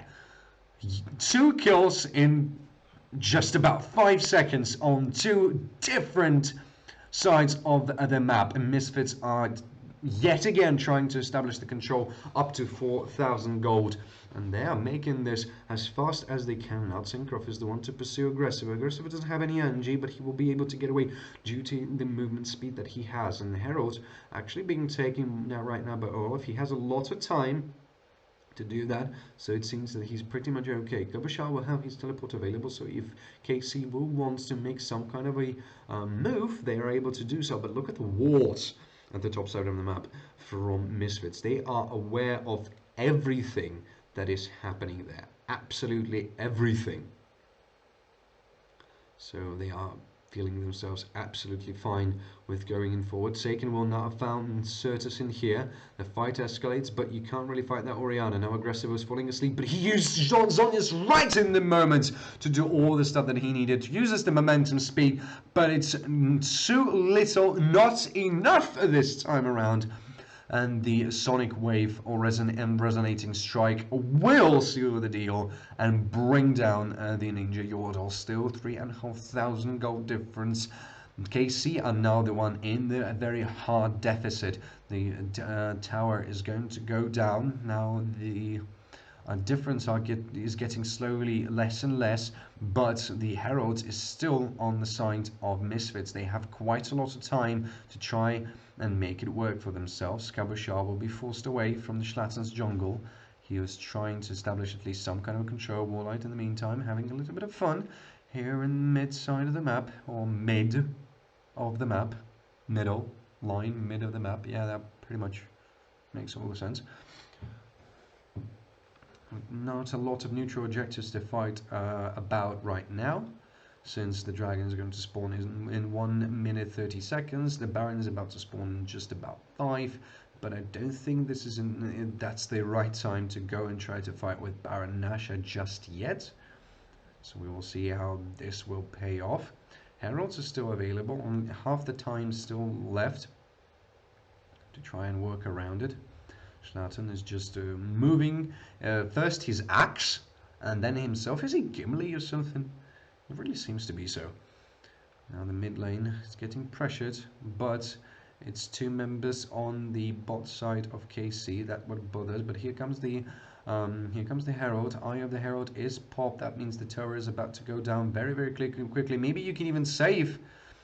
Yes, the rush from the Herald was even saved, but it's not going to save the Herald himself. He's going to fall, little boy. He's going to fall eventually. But mid lane turret is now getting picked off, and Jack Cho, I was thinking that he's maybe looking for some kind of a initiation into the fight, but apparently not just yet. 15 seconds until the Drake is about to spawn. Both of the teams are slowly but surely making their way towards the dragon pit, ready to fight for it, ready to look for some kind of opportunity. And if Misfits do find one, will be the 3rd Drake for them. Now Schlatten might be the one to get caught. Here comes the passive, here comes the Ragnarok. Means the culling and the burning from Synchro finds him in there. That's a very good double sleeve Woolite, although cleanses it away. So he is pretty much in the safe zone. That's a brilliant combination of ultimates, and KC have just melted down Yet again, the curse of the Black Mummy into the Shockwave, into the bullet time. You cannot argue with that power, and Misfortune and Aggressivo will just take the dragon, although Aggressivo is still standing at some potential places for Cabochard to go in, although Cabochard is just taking the golems, not being concerned. He knows he can't take the dragon right now with all the power and the help that Woolite will get. Now let's see the replay. So you can see that Culling did a lot of job, plus the burning from Syncroft got it down. Now Sleep was countered by the cleanse, and you can see here that's the curse of the Black Mummy, right into Shockwave, right into Bullet Storm, and it just melts everybody down. Such a fantastic combo. It's a feast for your eyes. I'm telling you, this is just a feast and nothing more. Now, Misfits might be actually interested to try and stuck around this Baron. They can do that. They have all the damage in the world, and they have the teamfight potential to do this as well. Shockwave is available. So is the almost curse of the black. Not the black, but the Sat Mummy. Why am I calling it? Because I want to say the curse of the Black Pearl. That might be the reason. But then bullet time is almost available too. You can go for it, and if you can make the same play happen, which means Certus just needs to attach the ball onto Jacktro, this is a feast for them. And Misfits continues to establish the support over the top side of the lane, or the map, not the lane, but still. Moving on. Now Cannon slowly making his way here to Syncroft. Will get spotted here with an axe thrown right in his face. Popcorn will be topped as well, and Certus just shoves in the lane a little bit. Seems like Misfits are really interested to try and go for that Baron, but the only problem is that there is Cuttle Crab basically ruining all the fun. Now Seiken is trying to split burst, trying to divide the attention of Misfits, but Misfits could not be bothered more. They are just starting this Baron right on a wall that's not able to see anything, and if you don't break it, it doesn't give any vision. So that's a cheeky Baron. Syncroft will try to spot at least somebody with his E. Will do that, and we'll find that onto Schlatter. Here comes the double teleport, and Schlatter will not fall asleep, and the Baron will fall. Here comes Jacktro. The combo didn't work as planned, but it still seems pretty fine. Xmati got Jacktro. Cabochard is also dead. The sleep onto Aggressivo, but he's dead as well. And now Misfits are on the one that need to run away from the action as soon as possible, because otherwise they might be taken here. Kate Seiken won't find anybody. 3 members of Misfits are still alive. 3 members of Misfits can possibly fight for this, as Cabochard was the only person to lay his life for this team fight that they have won. But still, 3,000 gold difference. A Baron on 3 members of Misfits team seems to be very hard for KC to find a way to get in those fights, to try and get the fight they want, because in the Baron pit it was pretty much a fantastic moment, although they have played around rather beautifully around the curse of the not the black but the Sad Mummy, and the bullet time and things like that. Also the shockwave that was saved for Seiken. So it seems like they are relatively in the fine spot here, but you can't really argue with the Baron buff. Now he goes onto Woolite. No Lullaby yet, but he has the cleanse as well, and it's only 1 minute and 35 seconds until the Drake is about to spawn. The thing is though, the Baron buff will wear down as well, so you really need to choose very carefully what do you want to do. Do you want to push with the Baron buff that you still do have, or do you want to try and do the Drake? 1 minute and 20 seconds. There's not a lot of things that you can do with that Baron buff with such a lot of defensive strategies coming from KC. Cabochard taking the first tower. Now he's going to back as slowly but surely Aggressivo continues to push the lane. Now here comes the army of Baron buff minions, and it seems like so that this turret might actually go down, and it does very, very quickly. Despite Cabochard being here, it's a little bit too late. The first turret is gone. Here comes the second one. He goes rather wide. Nothing in there just yet. And the turret is continually falling down with a lot of damage coming onto it. The culling is about to go there. Jackdaw with a very long range engage, and the fight is just colliding pretty much everywhere. Jackdaw was slain by Cabochard, but Tagamas managed to stay alive just for a little bit longer. Yes, you've lost Jackdaw, but you have taken 2 turrets and have opened 1 inhibitor. And it seems like Misfits are not really exactly interested to stop here. Cabochard is back, and so will be Tagamas in here. Schlatten and Cabochard trying to go for a Woolite, was kicked and was dead. Certus with a long range engage. Cabochard onto him. Very good ultimate from Aggressive. That's a double kill. Now Schlatten is the one in there. Certus have killed Lee Sin, and now Seiken with Tagamas are the only people left to live to tell the tale. I am just bouncing those words. Aggressive was still alive though. Here comes Certus with a lot of movement speed. Goes on to Seiken. He was brought down by the Viking, and the bloodshed just continues as the Guardian runs away.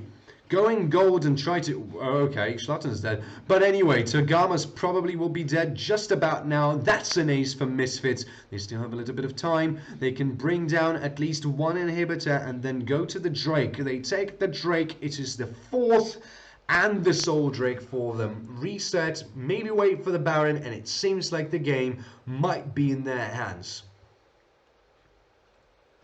Although the clutch play from Cabochard onto Woolite was right next to amazing, still wasn't enough to bring down the rest of Misfits. It still wasn't enough to completely defend the base, as the ace was scored, but at least later rather than earlier, because otherwise that may have meant that the game would have been over.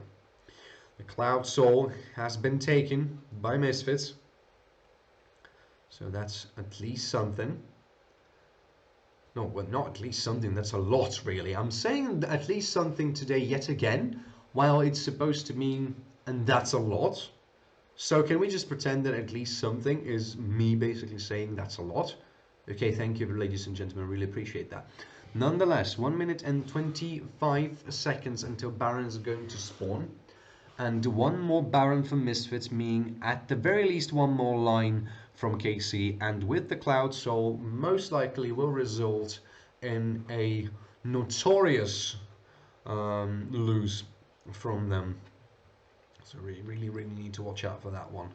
The top lane turret is going to get pushed, instantly deleted, nothing to look at over here, as the rest of Misfits and KC are getting their forces in one spot. But Misfits calling for a retreat, calling for a reset, because it's only 45 seconds until the Baron's going to spawn.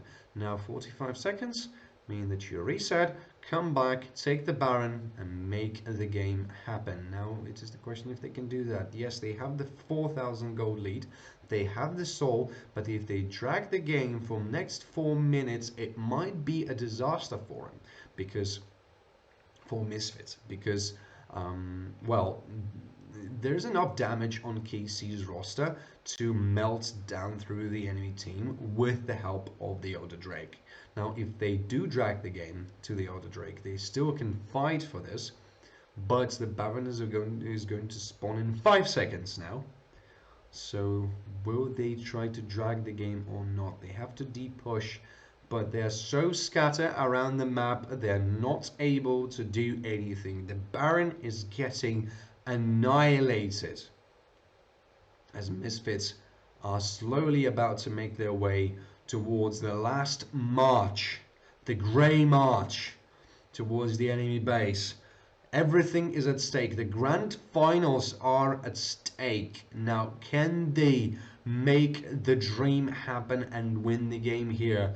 Or will KC prove everybody wrong, withstand and withhold yet another brutal siege, and maybe try to fight for their winning title? This is the biggest question we have yet to be answered, as the siege is going to start just about now. Now, not a lot of damage coming onto that turret.